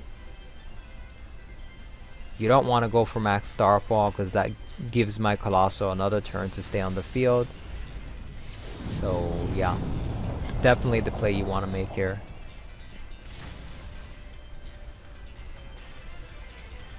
Although, I mean, they could have went for Max Starfall and then next turn send in Necrozma, because Necrozma is gonna probably survive whatever my Colossal does with the rain setup. So, but honestly, I think it's just better to get rid of the Colossal for my opponent. Yeah. So let's see here. Maybe my opponent sends in one of their Fake Out support. Incineroar, yep. Okay. Let's see what they go for. Yeah, Urshifu is gonna deal a lot of damage. So that's what I'm thinking. What I want to do now is to have my Urshifu deal a lot of damage with Surging Strikes. So let's see what my opponent does here. The right play for my opponent is to double into Urshifu. But if my opponent doesn't really see Urshifu as a threat, which maybe they don't because their Dynamax is Tapu Fini, but you gotta think in the long term. So I'm gonna preserve my Urshifu because right now my Urshifu is more important. Maybe they go for Starfall into the Zacian slot. But if I were my opponent, I would double into Urshifu because Urshifu could be an issue. Like that's what I'm playing towards. Just to have Urshifu do a lot of damage. And yeah, they don't really make a good play here. They go for the max Starfall into Zacian. But I mean, either way, like, I protected my Urshifu, so they're not going to get much damage. But I just feel that the better play was just to double into Urshifu, because then you break Urshifu's Focus Sash. But like right now, I can just go for Behemoth Blade and Surging Strikes into the Incineroar. So I'll be able to weaken both Pokemon here. Now they can go for Max Guard on Tapu Fini, but it's not that big of a deal, because my Urshifu is just going to be dealing a lot of damage. And that's the idea, is to put on pressure of both of your Pokemon.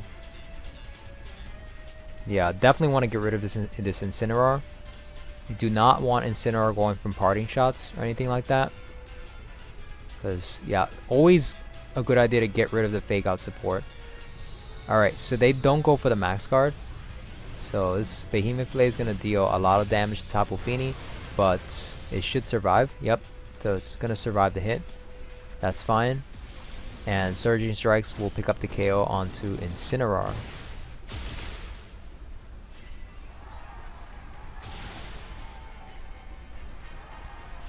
Now Max Geyser will probably pick up the KO onto my Zacian, but it's not that big of a deal because they already made the mistake of setting up the rain for my Urshifu. So yeah, my Urshifu is my win con at this point. And Tapu Fini is too low on HP to really do much. So yeah, let's see if the Vocalith is gonna pick up the KO. Okay, so this is really good. So now it's a 2v1. I still have my Dragon Bolt on the back, and this should be an easy win now. So they probably have Necrozma in the back. Thasme Necrozma, and my Dragon Bolt can go for Phantom Force, and I can go for Surging Strikes. So yeah, this should be a really easy win at this point. Let's see. Well, I mean, actually, I shouldn't say easy, but I mean, Surging Strikes in the rain does a lot. And I believe I should have Vocalith for like one more turn. G-Max Vocalith. Gonna go for that Phantom Force. And yeah, Surging Strikes is gonna do a lot of damage. My Urshifu still has his Focus Sash. So yeah, my opponent can't win at this point. There's like no way you win. Like, they can go for whatever. Sunsteel Strike, Earthquake. But yeah, Dragon Ball is going to avoid that. Yeah, the Vocalith is just doing too much to them. So that's a good game. Just going to go for that Phantom Force. Maybe they just forfeit. Yep, that's what they usually do.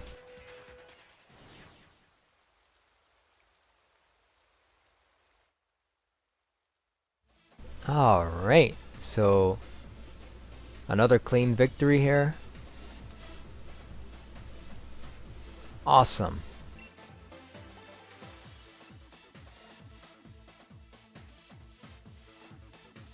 So let's search for our next opponent. 1638 is not bad, and we get matched up with our next opponent. 1564 rating. Okay, so they could go for the Tailwind here. The question is the Kyogre Choice Scarf or not? Because depending on whether Kyogre is Choice Scarf, I have to play a little differently.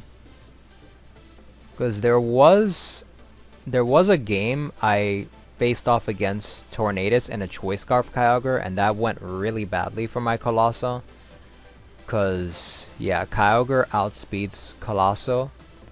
With the, even if Colossal has Steam Engine with max speed, if Kyogre's Choice Scarf on with the Tailwind setup, then yeah, Colossal is gonna get outsped. So that's really bad. I just wish I knew the item on the Kyogre. But yeah, Rillaboom's still gonna come in handy. Just the problem is the Tornadus. Like, yeah, that core is just kind of a problem. But I think Dragapult Colossal could still come in handy. Maybe they lead with Tornadus and Metagross. Dynamax the Metagross. And you have Kyogre for support. So the only issue if they switch in to the Kyogre while the Metagross activates his weakness policy for Max Flare. This is going to be a bit of a tricky matchup. But yeah, definitely think they go with the Tornadus. But my opponent probably doesn't expect my Dragapult to be Choice Scarf because nobody really does. And that's the whole point, is the surprise factor. That's how you win games in best of 1. Alright, so we got Dragapult Colossal on the field. Dragapult is going to outspeed max speed Metagross even with the Tailwind setup. So this is pretty safe here. The question is, does Metagross survive Max Flare at +2 special attack if it's Dynamax? Because you definitely Dynamax Metagross here. But can it survive? That's the question. The answer is I don't know, but we have to take a chance here. And let's just go for Max Flare. I mean, if it does survive, I would have been much happier going for the G-Max Vocalith onto Tornadus or something. But yeah, right now the Metagross is the bigger threat because they can go for Max Quake.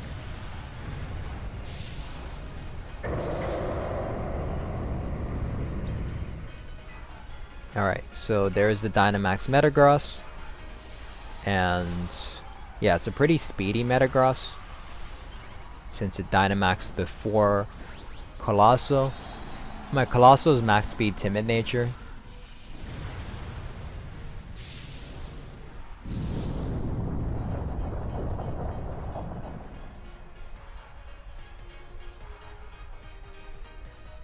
So Tornado is going to go for that Tailwind, but my Dragapult is going to outspeed the Dynamax Metagross since my Dragapult is Choice Scarf. So I'm going to get that Surf, activate the Steam Engine and the Weakness Policy, and let's see if a +2 Max Flare is going to knock out this Metagross.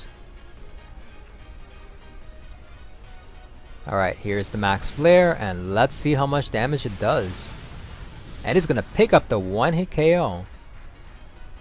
I mean, I shouldn't say 1-hit KO, but because the Surf did get some chip damage, but I mean, yeah, no, it's kind of tiny chip damage, so that's the important part. We got rid of this Metagross, and they are definitely going to send in Kyogre now. Now, here's the guessing game. Is Kyogre Choice Scarf, or is it not? How safe do I really play it here? So, I'm not really sure how fast this Kyogre is. I kind of want to like max guard and scout for the Scarf. Yeah, I'm thinking I'm going to go for max guard and see if this Kyogre is Choice Scarf. And if I were my opponent, I would go for Water Spout and Hurricane into the, let's see, into the Dragapult slot. But let's see what my opponent does. I mean, I feel this is pretty safe. Let's see what they're gonna go for Taunt? But why? Wait, but they know I'm Choice Scarfed. Wouldn't you just go for Hurricane? Okay, that made no sense. But you do you. Alright, unless, yeah, they clearly thought that this Dragapult is support Dragapult. Okay, I hope they crit me or something. No, that's really bad.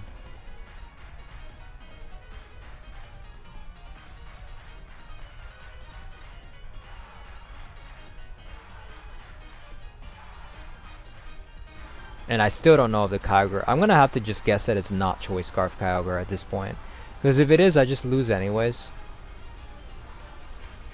Damn, I want to get that Vocalith off though.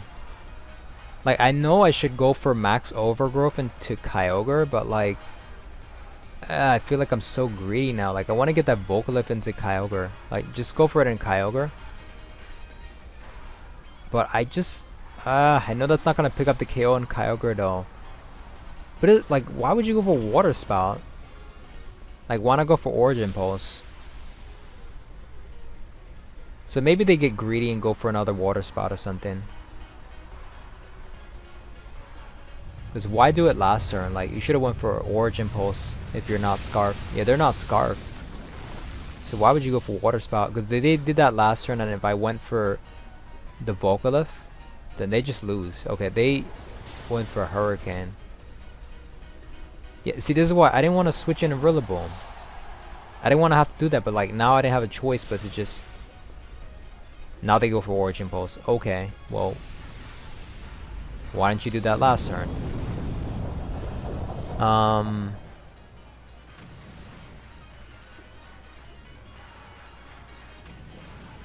mean, maybe you should still be fine. Let's see. I do have an option here. See, what I can do is go for Dragon Darts and protect Urshifu.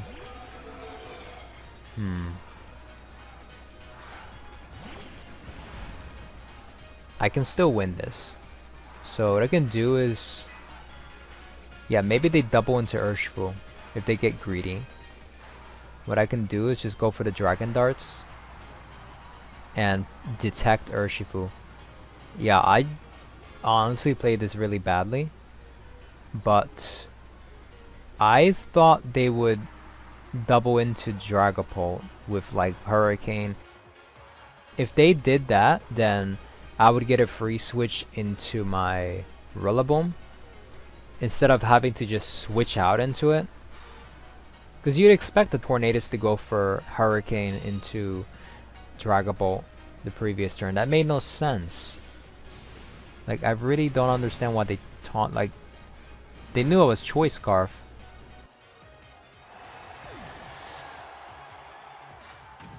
Like, I could have just switched out into Rillaboom, so that didn't really make much sense. You would want to cover for that switch, right? But they taunted. I mean, it's what it is, but... I'm just confused why they went for that taunt if they knew that my Dragapult was... Like, if they saw that my Dragapult outsped the Metagross, even with the Tailwind setup, unless it was a slower Metagross, and they already knew that Dragapult should normally outspeed them. But I'm pretty sure you would make your Metagross fast enough to outspeed Dragapults, so... Yeah, it's just kind of strange why they went for that taunt. Anyways, yeah, this should be a good game. Because, yeah, they targeted my Urshifu slot with the Hurricane. So, yeah, thankfully I'm able to come back in this game. And, yeah, they can't target both of my Pokemon. They're going to go for Sucker Punch. But yeah, I can go for that close combat and then finish off the Urshifu with a Aqua Jet. So, yeah, close combat's gonna bring it into the red, 1 HP because it's Focus Sash, but next turn can just Aqua Jet it. Or close combat again. It doesn't really make a difference. Yeah, and actually, yeah, I still have G-Max Vocalith, so that's a good game. So, I was able to win the battle, but I'm not too happy with how I played here. I played too defensively because I thought maybe the Kyogre was Choice Scarf. Because I had that problem in another battle where there was a Kyogre that was Choice Scarf with Tailwind setup. So I lost that game because Kyogre was Choice Scarf and there was nothing I could do. And I really felt that I should have played more defensive in that game. But in this game it just shows that there's really no reason to play defensive unless Choice Scarf Kyogre increases in popularity with Tornadus Tailwind. Honestly, it's kind of gimmicky at best, but Choice Scarf Kyogre is still pretty decent. I just wanted to scout for it though, but it ended up working against me. But thankfully I was able to win that battle. Just not in the way that I would have liked. I would have wanted to just win that battle with Colossal and just finish off the rest of the Pokemon. But that's what it is. On to the next game here. We got Comfy, which can proc the weakness policy on a Zekrom.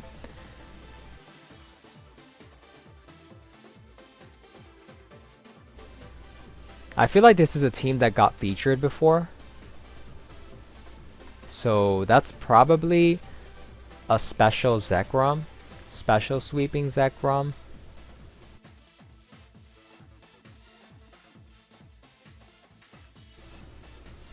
Let's see here. Kartana.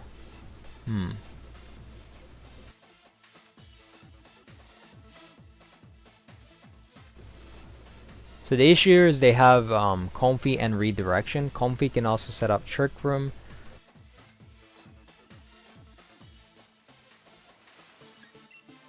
So what do I lead here? I think Dragapult Colossal is pretty decent still. I can bring Zacian. And is Urshifu to play? Maybe, because if it is special Zekrom, then Incineroar's... Well, Incineroar could Snarl, but... Yeah, Intimidate's not going to be useful. Rillaboom is not useful in this battle, unfortunately. So yeah, I think those four are the play.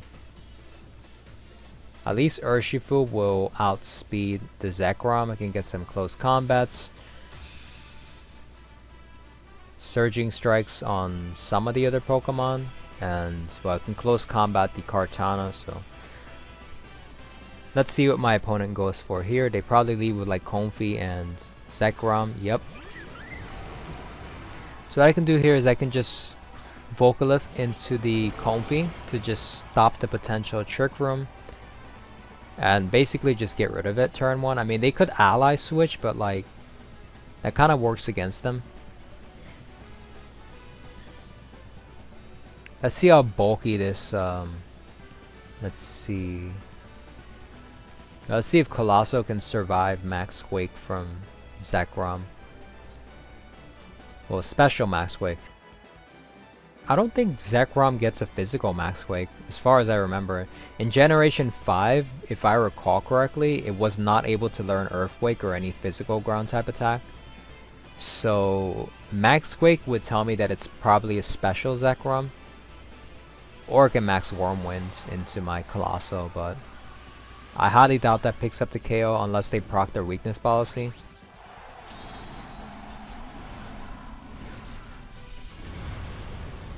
So they're going to Dynamax the Zekrom, which tells me they probably are going to go for the weakness policy setup. Let's see what happens here. I'm going to Dynamax my Colossal as usual.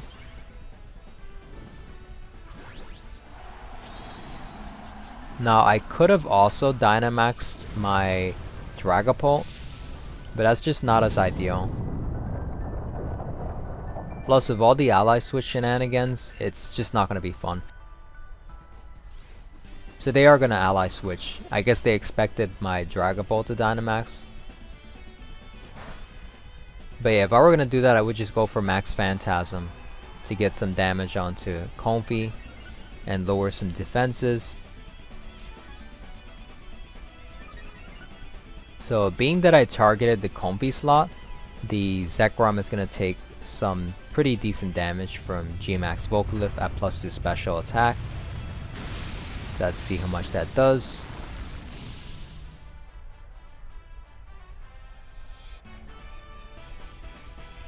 Alright, and yeah, Zekrom, let's see. Yeah, Colossal's not going to survive that, so that is unfortunate.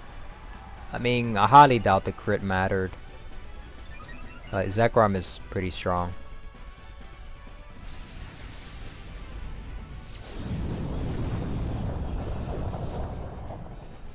Thinking I'm gonna send in my Zacian. Take out this Comfy with Behemoth Blade. Yeah, so the G-Max Vocalift did some pretty good damage to Zekrom, but the problem is that they can go for the Floral Healing onto Zekrom. So that is kind of an issue.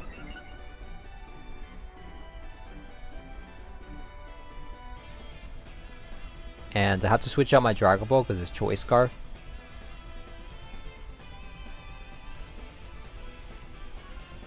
do I maybe go for a substitute or Behemoth Blade? This Comfy could protect, because I've realized that certain people have been actually putting protect on Comfy. But actually if the Comfy has ally switch and it probably doesn't have protect. So yeah, on second thought, it should be a safe Behemoth Blade into the Comfy slot.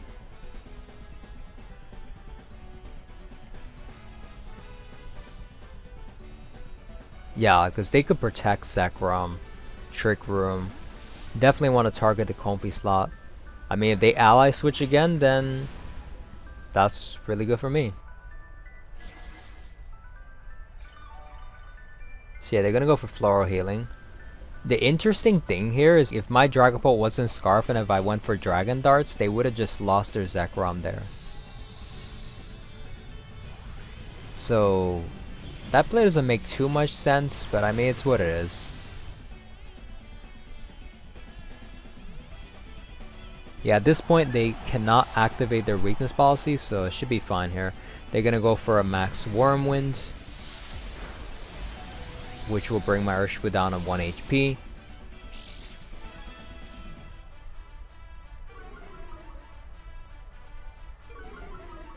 They have 3 Pokemon left, I have 3 Pokemon left, so it's not quite even, but let's see what we can do here.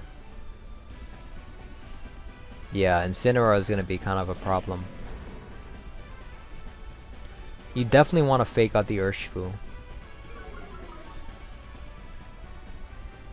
Let's see. I'm thinking maybe I go for Detect and then just switch out Zacian, because would be nice to get that attack back.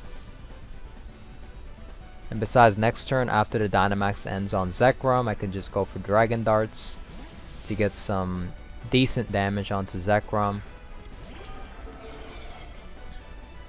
And a little chip damage onto Incineroar is nice too. I mean, maybe they don't double into Urshifu, so they probably go for Fake Out into Urshifu. Yep. And Max Quake. So definitely think switching out my Zacian was the play here, so that's good. Okay, my Dragapult is able to take Max Quake pretty well. It's looking pretty good. Yeah, all my Pokemon are physical sweepers right now, so I'm not concerned about Max Quake's special defense increases. Alright, so that's good. Let's see. Yeah, definitely want to go for Surging Strikes. Question is, what do they have in the back? Okay, maybe they have Ditto. They could have Kartana in the back. But I do want to go for Surging Strikes to get rid of the Incineroar. And let's see. Yeah, I want to go for those Dragon Darts. I mean, it doesn't matter which slot I target. So they're gonna switch into Urshifu.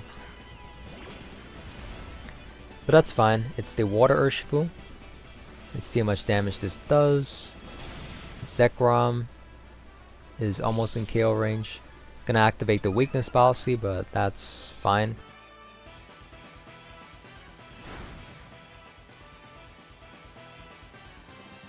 G-Max Bulk Lift should just knock it out. So let's see what Zekrom targeted. Yeah, Surging Strikes is just not gonna do much damage to Urshifu. This is resisted.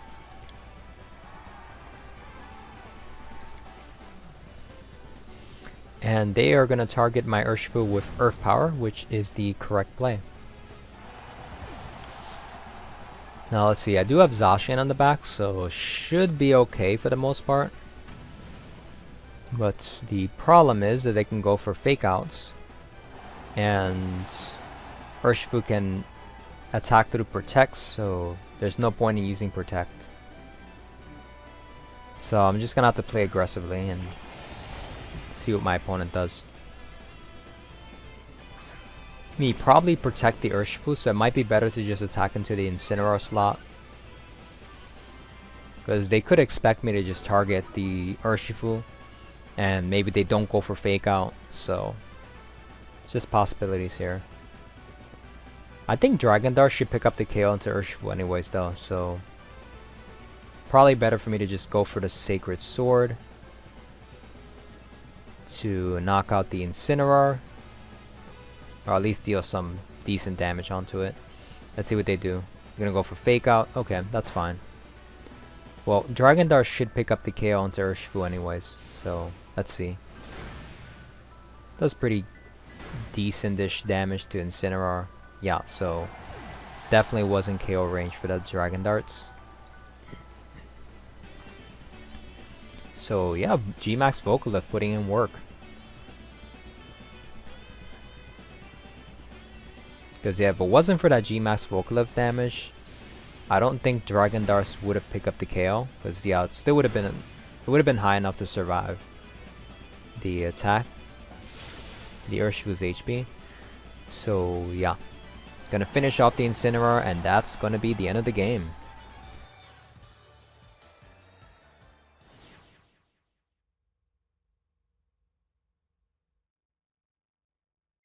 Alright, so let's see what my rating is so far. I'm doing very good. I haven't lost a single battle yet. Okay, so we're 1663 so far. Looking good so far. So I can only play 4 more matches today since this is day 1 of the competition. And you're only allowed to play 15 battles per day. So let's try and make the best out of these next 4 battles.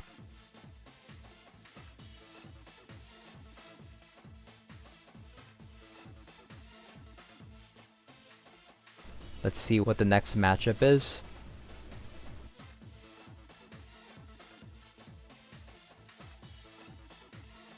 Oh, this team. Okay, this is not a good matchup for me, actually. Grimmsnarl is a huge problem for my team. Because they got the Trick, could have Lagging Tail. But on this team, I feel like the Grimmsnarl is probably gonna have the Scary Face, maybe Screens. Yeah, because I remember playing this team before. Believe it had Scary Face.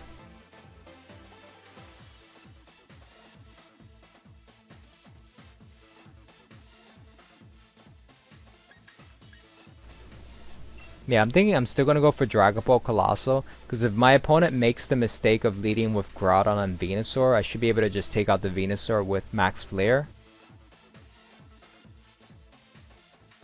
Because Dragapult with Choice Scarf is gonna outspeed Venusaur, then I can have Colossal go for the Max Flare to knock out the Venusaur.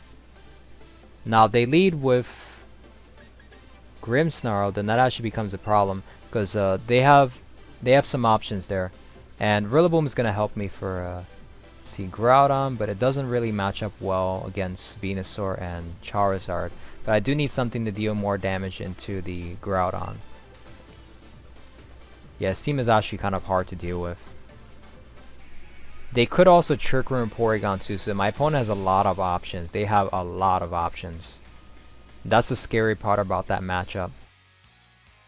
They have the Trick Room mode, they have the Groudon Venusaur mode, and they can also set up screens of Grimmsnarl to allow their Pokemon to survive more hits.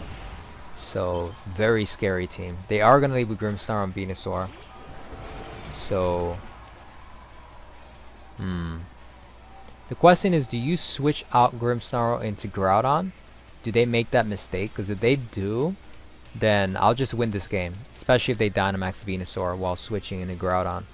But if they're smart, they'll go for Light Screen. They'll go for the Light Screen, and that'll allow the Venusaur to survive a +2 Max Flare from my Colossal.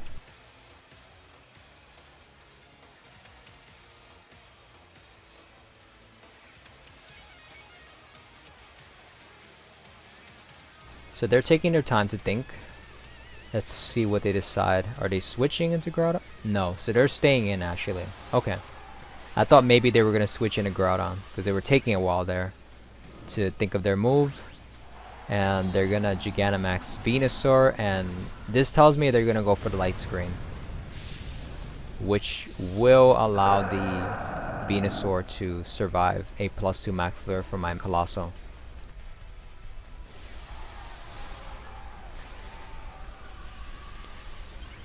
So if they do that, then I'm probably gonna lose the game.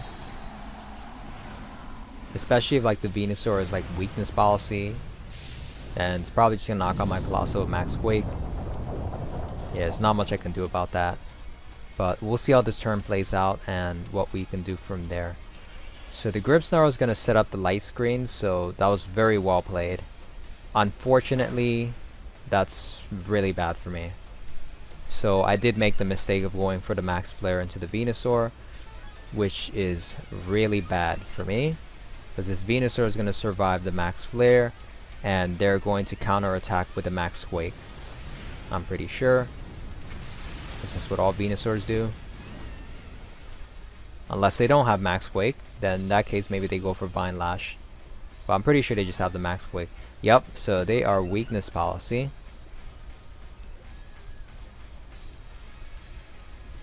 Yeah, I have seen this team before.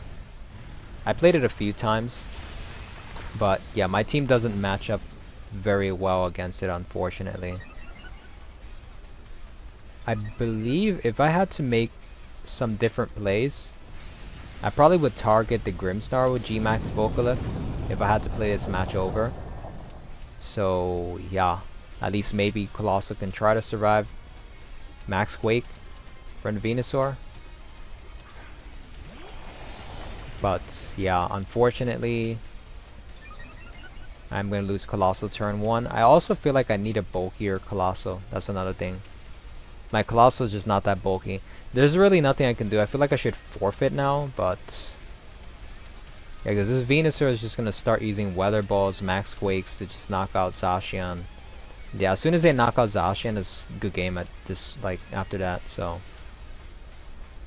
And then, where's the damage output? Like, I'm not going to be able to get rid of Grimmsnarl with Dragapult, so yeah. Very unfortunate, very well played by my opponent. And yeah, so that team is just a hard counter to my team, unfortunately. But I definitely could have played better. Definitely should have targeted the Grimmsnarl instead of the Venusaur, and then maybe deal with the Venusaur later. But yeah, this team is kind of hard to deal with.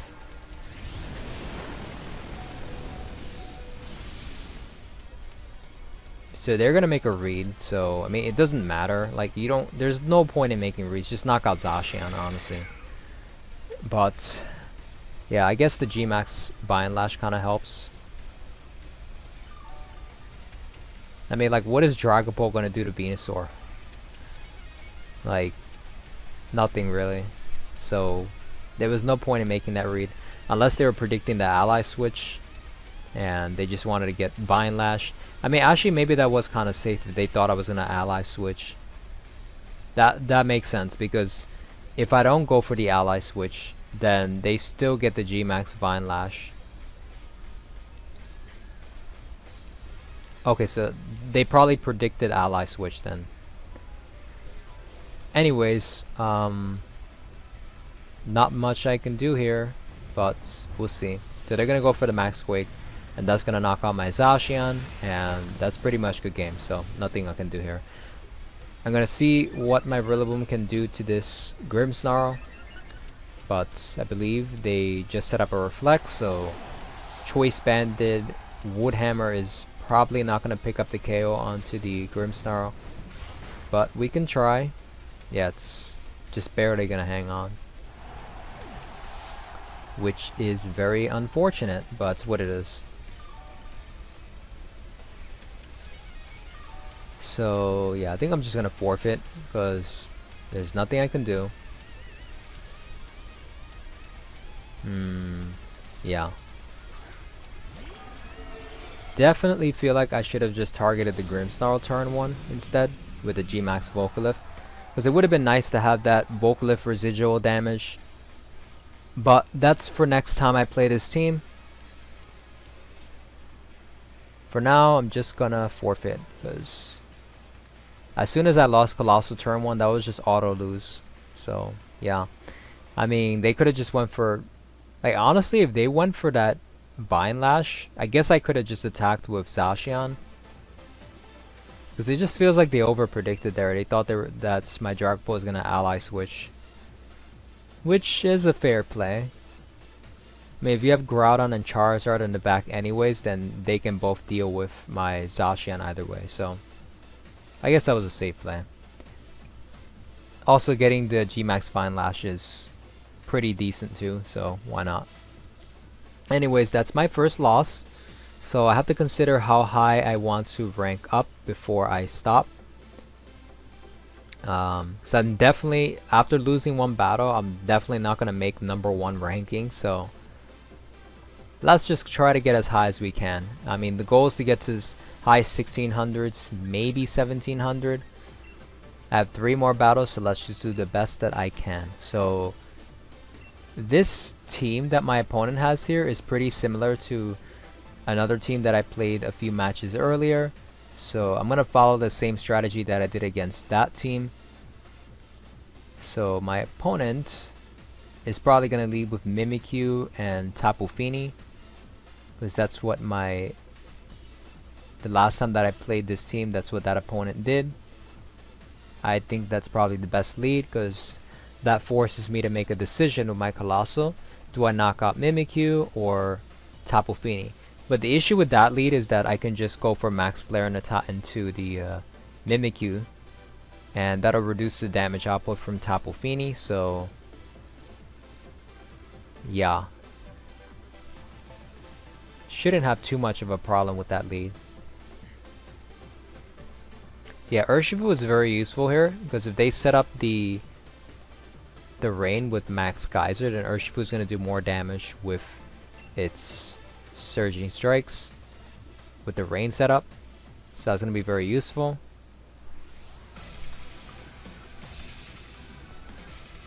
So let's see what they decide to lead with. I'm pretty sure they're going to lead with Mimikyu and Tapu Fini, so Dragapult and Colossal is a pretty safe lead. They can just go for the Surf and Max Flare to knock out Mimikyu and set up the Sun to reduce Tapu Fini's water type damage output into my Colossal.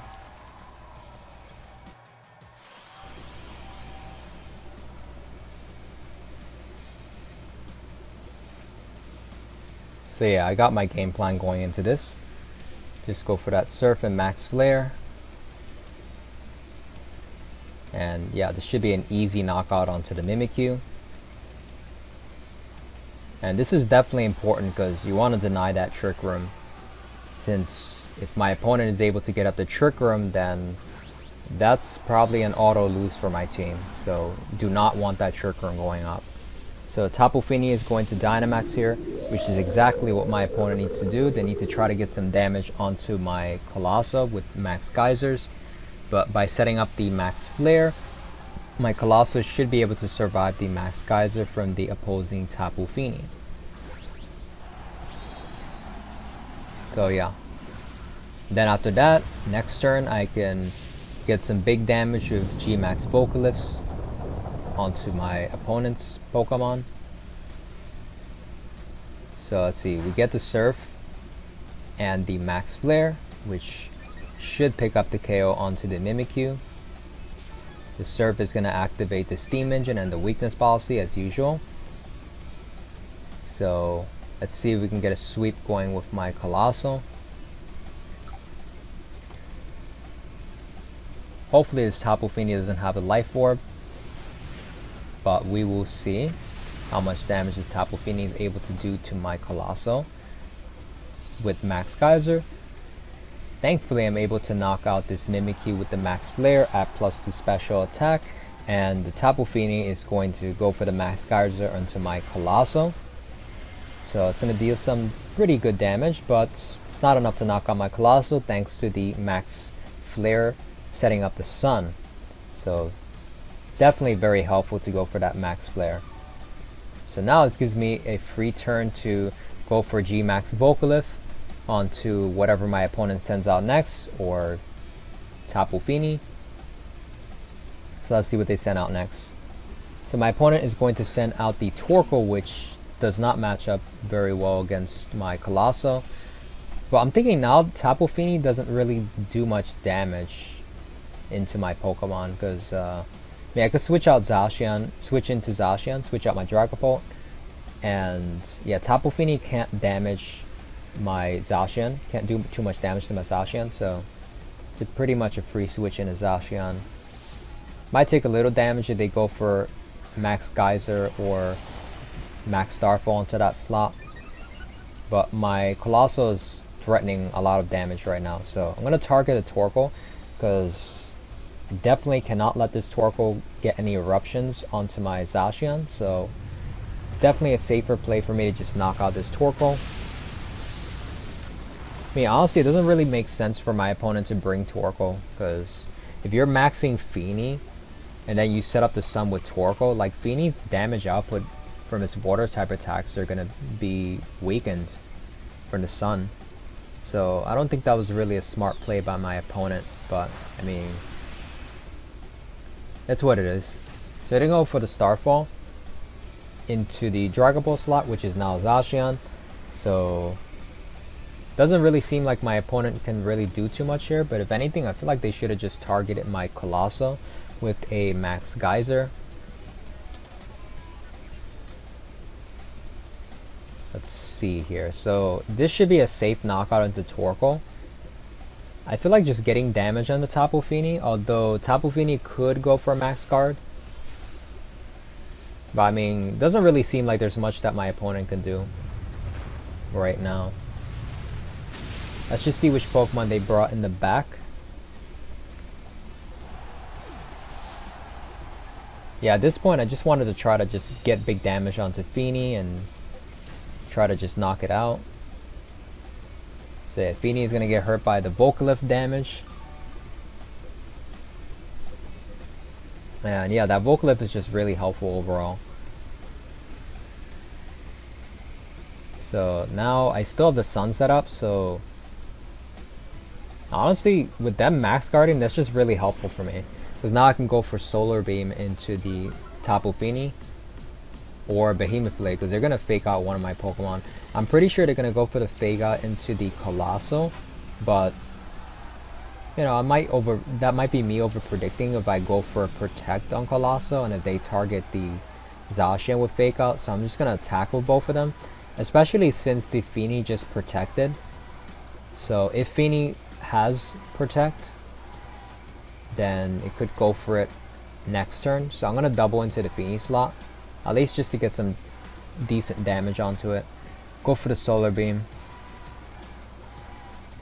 I mean, I guess it might be safer to go for the double Protect, but I just don't feel like playing that defensive in this battle. Besides, I have 4 Pokemon, they have 2, it's not really that big a deal. Let's see. Yeah, I guess that's the thing, is like I don't really want to play these mind games with Tapu Fini next turn, so I'd rather just get some damage now. I could double Protect, but then next turn like Fini could just go for Protect. Unless it's some like set without Protect and it just max guarded off a Calm Mind or something. I don't know, it could be Calm Mind in 3 attacks, and you know, Calm Mind becomes max guard when you Dynamax Fini, so yeah. Maybe it's leftovers Fini, so it could be anything. But yeah, just in case it has Protect, I'd rather just get some damage now. So let's see, I could send in Dragapult or Urshifu, it doesn't really matter at this point. I probably should have sent out Urshifu now that I think about it, because that would have just ended the game a lot faster. Because I could just Behemoth Blade and Close Combat Incineroar, now that I think about it. But I mean, this is fine too, because I can go for Phantom Force. Like if Fini goes for Protect, then I can just get rid of Fini next turn with Phantom Force. And yeah, Phantom Force should be enough to pick up the KO onto Tapu Fini after the Volcalift damage. But even right now, I think that should pick up the KO. Should be fine. So I'm going to Protect, just play it safe here in case, I mean, I figure Fini would probably go for the Protect or something, if it has Protect. But yeah, they're not going to Protect. Going to go for the Flare Blitz into the Dragapult, which is honestly kind of surprising. I would have doubled into Zacian if I were my opponent, but that's fine. Yeah, so next turn, yeah, the Volcalift damage is just really good here. Yeah, next turn I can just take out Feeny with a Phantom Force, and not sure if Sacred Sword picks up that KO, so I'm just gonna switch out into Urshifu.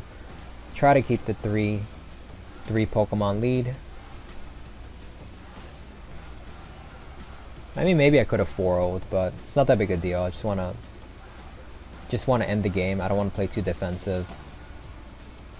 I mean, I play a little defensive there, but yeah. Alright, so we go for the Phantom Force. Gonna pick up the KO. That's good.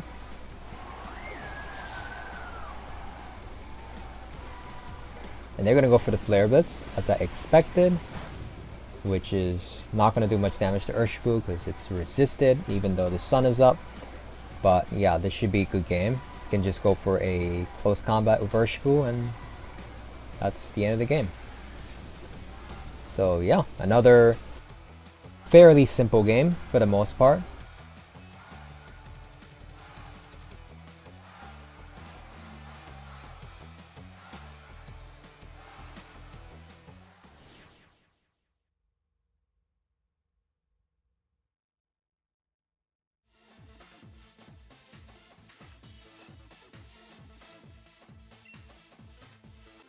Okay, so far I am number 3 with a rating of 1657. So looking pretty good so far. Let's see, I think I have about 2 more battles. So let's try to make the best out of these last 2 battles and let's see how that goes.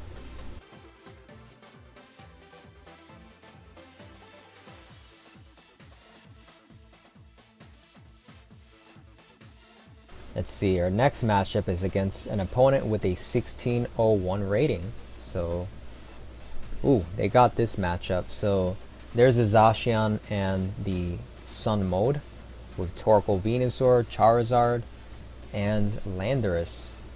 They got that Grimmsnarl. So, Grimmsnarl could be an issue. Like I mentioned earlier, Grimmsnarl does give my team some problems with the me setting up the screens, and could potentially be Trick with Lagging Tail or Thunder Wave.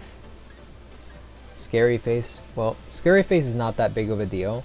I mean, it really only affects my Zacian. I mean, for Colossal, I can just keep using Surf to increase its speed. So the only real issue is Thunder Wave and Trick. And Zacian is not affected by Trick because you can't trick off the Rusted Sword. So, yeah. So we'll see what this Grimmsnarl has. I mean, I think Thunder Wave would probably be the worst case. Yeah, I think my team kind of struggles to find answers for Grimmsnarl, depending on the set. The screen support is just so good in this format right now. Like, screen support is just kind of underrated, honestly. It's really good. Yeah. Like, honestly, I think Grimmsnarl is one of the best Pokemon in this format right now. Like, you should not underestimate screen support. It's really good. Okay, so let's see what they lead with here. Alright. This is another scary matchup, and I'm not sure how well I'm going to do here. If I lose this battle, I might have to play some more games after this. I can only play 15 today, so let's see. Let's see if I can win this battle. I don't know.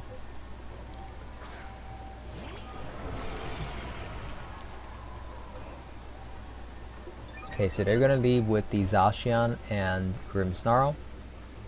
So, the question is, do they expect the Choice Scarf on Dragapult? And the other question is, how fast is the Zacian? Because if they know that they're slower, then they probably go for Thunder Wave. I don't think you go for Scary Face, because Colossal should still be able to outspeed Zacian at +4 speed.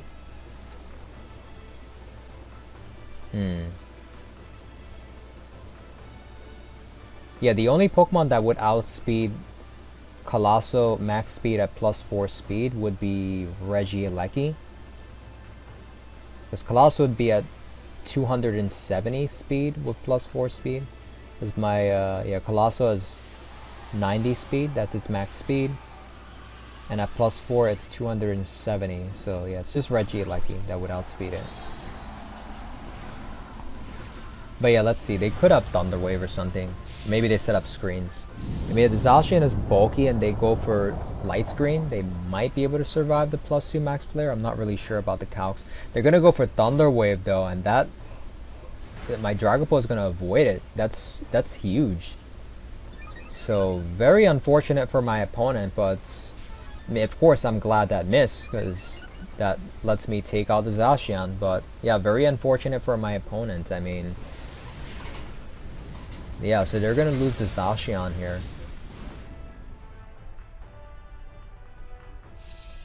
Not sure how much that Thunder Wave specifically mattered because there is a chance my Colossal might have survived the Behemoth Blade. It depends on, I'm not sure the calcs on that, but it depends on whether the Zacian is adamant, and I have to check whether my Colossal can take that. I mean, a Colossal doesn't have any bulk, so in the future, like, I would probably spread it to survive Behemoth Blade in for those kind of situations.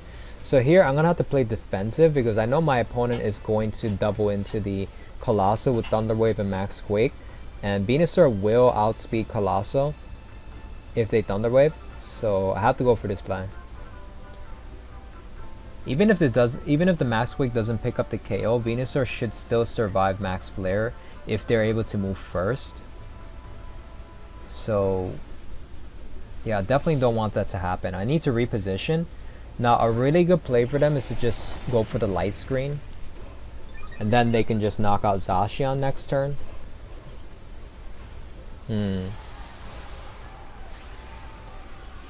But I feel like, yeah, they're gonna go for the Thunder Wave and the Max Quake play into my Colossal, because that's the play that you want to make here. Kinda gotta make some aggressive plays. Well, I don't know if I would call that aggressive, but it's more like you kind of just have to go for it. So I'm gonna go for the Max Guard, because I mean they're kind of gonna lose if they don't Thunder Wave. They have to go for that, yeah. So they don't have a choice. They have to. So yeah, the Max Guard works out. I'm able to reposition. So now this is gonna be a problem for my opponent. Like, how do you deal with two Pokemon that threaten Venusaur? So the thing is here, okay, they can Max Guard, that's one thing. The other thing is they can go for the Thunder Wave into my Colossal, and then they can Max Flare or Max Quake the Zacian. But yeah, they're gonna miss another Thunder Wave. Very unfortunate for my opponent. But honestly, with both of my Pokemon on the field, I don't think there's much they could do there. Like, they're gonna lose Venusaur. Like, you have to Thunder Wave with Colossal, but unfortunately that missed twice. I mean, like, what are the chances? It's like a 90 accurate move, but I mean, that's why you don't rely on 90 accurate moves, honestly. I mean, I'd say like Trick with Lagging Tail is probably better, but then again, you can only do that to one of the Pokemon, and then you would have to have Scary Face or Thunder Wave. So I mean, I am gonna get a 4-0 here, but honestly, I don't think I deserve this win because I had a double Thunder Wave avoid. So I mean, I'm really happy about that. Of course, like, I want to win, but you know, it's never feels good to win because of hacks. So it's just very unfortunate for my opponent. I mean, it's what it is though. But I definitely think I would have lost if the Thunder Waves hit, because then you just Max Quake into Colossal. But even though I still knock out, I mean, being that I had Torkoal on the back in that position, I probably would just win. So it just came down to the first Thunder Wave missing and whether my Colossal survives a Behemoth Blade from the Zacian. So that's what it really comes down to. So on to the final battle of the day, and since I'm only allowed to battle 15 battles per day in this competition, this will be my last battle of the day. So depending on how well I do here, if I'm able to win the battle, then I might stop here. I'm not sure how much time I have to play battles in the next 2 days, but we'll see. If I lose, I might be forced to get in a few more battles. I mean, since I already lost the game, I'm definitely probably not going to make number 1 on the ladder. So I mean, I only really want to play all 45 games if I'm like gonna make number 1. I mean, I could try to make like maybe number 2, number 5, I don't know. But we'll just see how this battle goes and I'll decide from there. Again, I'm not even sure if I'm gonna have time to play that many battles in the next 2 days.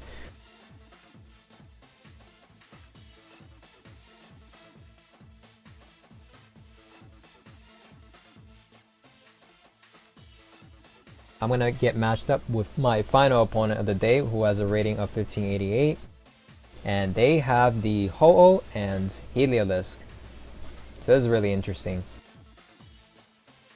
Now, I'm almost 100% sure that Ho-Oh is weakness policy, because I used the Heliolisk team in my Corviknight weakness policy special.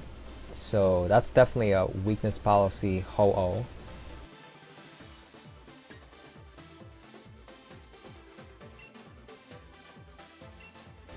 And they have probably Charge on the Heliolisk, maybe Electroweb. But the question is, does Heliolisk have Ally Switch? I'm just not sure if it does. Either way, do you really lead with Heliolisk and Ho-Oh? Because I could just lead Dragon Ball Colossal, and I'm just putting on a lot of pressure of Colossal. And if I read the Ally Switch, if it does have it, then what's your win condition after that? Like, you just lose. Like, that's just a huge risk. Like, Ally Switch is just kind of a 50-50 game. Like, I don't think it's wise to just depend on Ally Switch. But again, I'm not really sure if the Heliolisk is going to have that. I don't remember if it gets that, but it might be a possibility.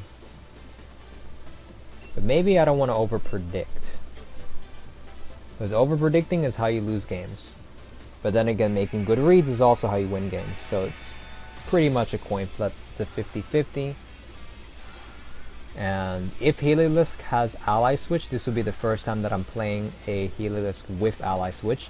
I've played a few Heliolisk before, but none of them had Ally Switch, so this would be the first time.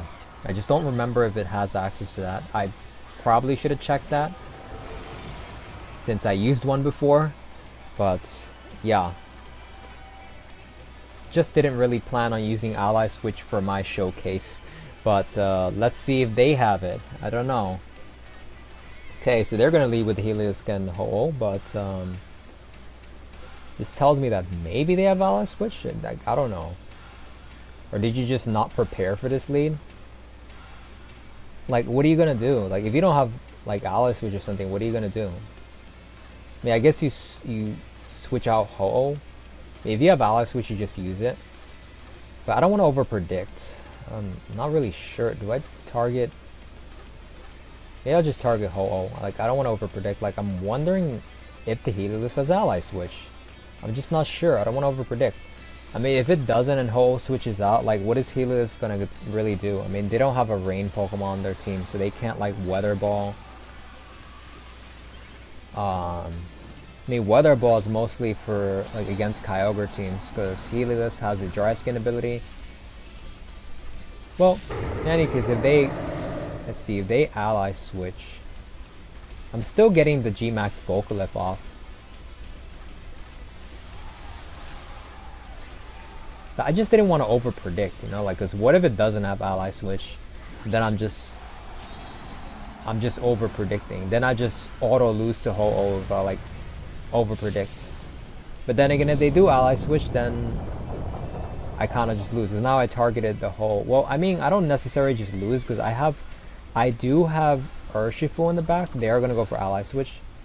So if I had remembered that, if I knew for sure that was a thing, like, I wasn't 100% sure, that's why I just targeted the Ho-Oh. But if I knew for sure, if I remembered it, that Heliolisk for sure gets Ally Switch, I would have targeted the Heliolisk. But, like, I have issues with max Airstream Pokemon, so I just want to just get that off the field. But yeah, I'm going to activate their weakness policy, unfortunately. But I kind of need to use Surf, so yeah, not really the best case here. I need to use Surf to activate my Colossal's weakness policy, so works out for them too, so They are Focus Sash, okay. But the Helios is going to faint from the Vocalith, so that's fine. Alright, so that is a dead Colossal. Not good at all losing Colossal turn 1, but let's see what we can do. Maybe there's still a chance that I can try and win this game. So right now it's a 3v3, but they still have their Dynamax, so that's kind of a, well, it's a really big problem. Alright. I do have a Choice Scarf Dragon Bolt, so I can switch it out, preserve it. I'm thinking send in Urshifu here, because Urshifu puts a lot of pressure on Ho-Oh. So let's see what they send out. But they bring out their own Urshifu. Okay, so what I'm thinking is, I need to get rid of this opposing Urshifu. This way my Dragon Ball can try to clean up towards the end, maybe. I wouldn't necessarily say clean up, but it can outspeed the Ho-Oh, so that's a good thing. So now, let's see. Kinda want to get rid of this Urshifu. I could go for the Surging Strikes. I probably should, but I do want to get rid of this Urshifu. Because the Urshifu is going to be a problem, especially like if the Ho-Oh goes for like max guard or something, then at least I can get rid of the Urshifu. So yeah, I'm going to send in my Zacian. Let's see what happens. Oh, I should have just targeted Ho-Oh. Okay.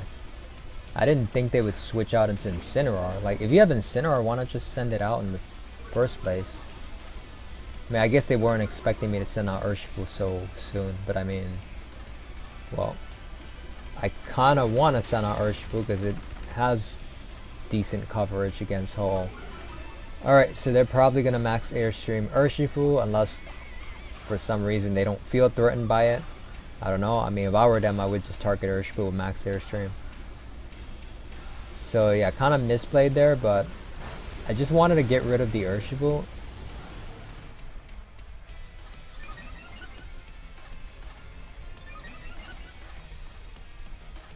The Ho-Oh with +1 speed is never a good thing.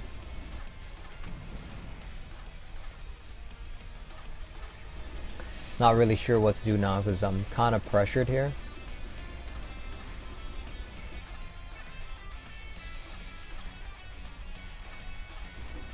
Yeah, the Urshifu is kind of a problem.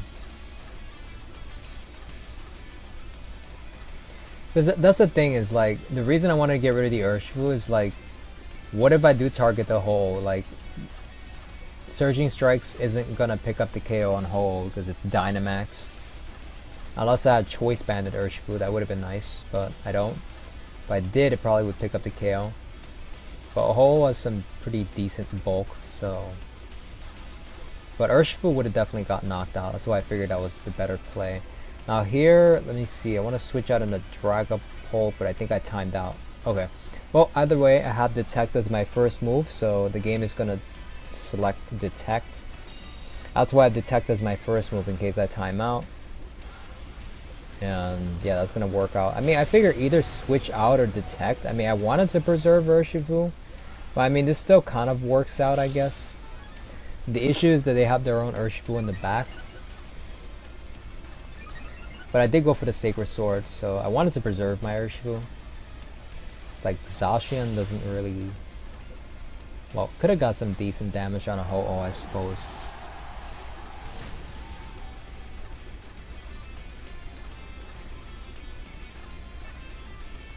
Yeah, I'm really surprised they didn't just send an Incineroar earlier. So, let's see. They have the Urshifu in the back. I really needed to get rid of that. Yeah, that Urshifu is kind of a problem. Okay, do you go for the Sucker Punch? That's the question. My Urshifu is intimidated, so I need to switch it out.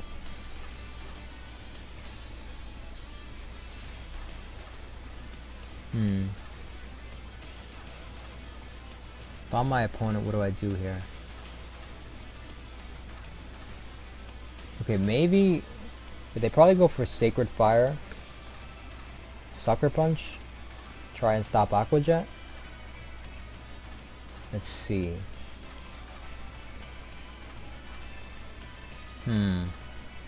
Yeah, I think I want to switch into Dragapult. Maybe Protect, Reposition. Well, I normally wouldn't protect in front of Urshifu, but the thing is, I'm pretty sure the Ho-Oh is gonna like Sacred Fire, so I mean, it's probably just Ho-Oh targeting into my Zacian, and maybe they go for Sucker Punch or Close Combat. See what they do. Maybe if anything, I probably should go for the Wicked Blow, but I thought maybe they would try and go for a Sucker Punch. Like, they go for Close Combat, okay.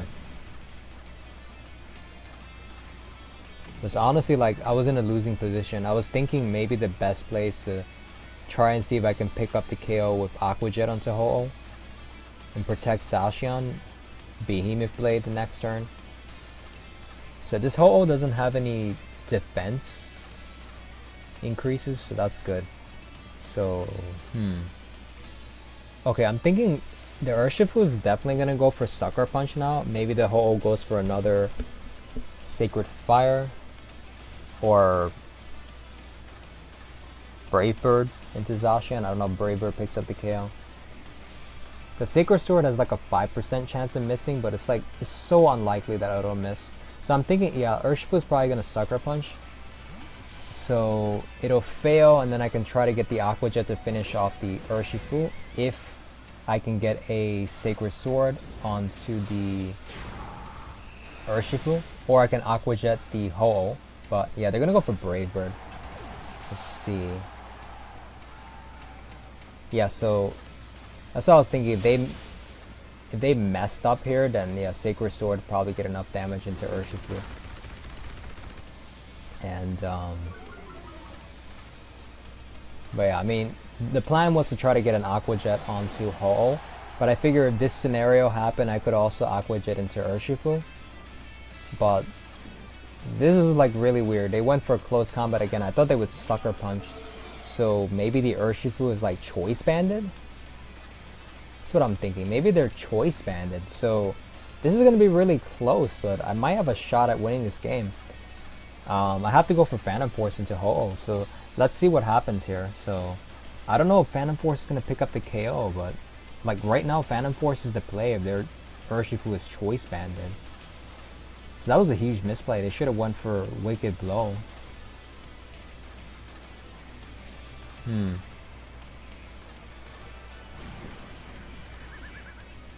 I don't know. Maybe they thought that they could beat my, take out my Dragapult? I don't know. But they weren't expecting a Choice Scarf, so I don't know what they were thinking. They should have went for Wicked Blow, not Close Combat. But let's see if the Phantom Force can pick up the KO on the Ho-Oh at this range. It's going to be really close, and I'm not really sure if that's going to pick up the KO. But if the Ho-Oh doesn't have any defensive bulk, then it might be able to pick up the KO. I'm kind of regretting not getting more damage on a Ho-Oh, because this is going to be really close. Let's see. And wow, my Dragapult is able to pick up the KO on the Ho-Oh. So if they're Choice Banded, let's see. Wow, they are Choice Banded. Wow, I actually just won this game because they have Choice Banded Urshifu. Wow. Choice Band Urshifu. That really was the reason I won this battle. Wow, I thought I was gonna lose, and they had a Choice Banded Urshifu, and they were locked in a Close Combat. Wow. That was quite a crazy game. I didn't expect to win because of the Urshifu being Choice Banded, but okay, I'll take that. We take those. And I've had all 15 of my battles, won my last battle, so I might actually have a really good chance at qualifying for the Players Cup 4. Let's see what my final rating is. 1683. So I am currently number 1 standing on day 1 of the Pokemon Players Cup 4 qualifier. Day 1, and I am the number 1 trainer in the world right now. Wow. This is amazing. Okay, so this is the end of the competition.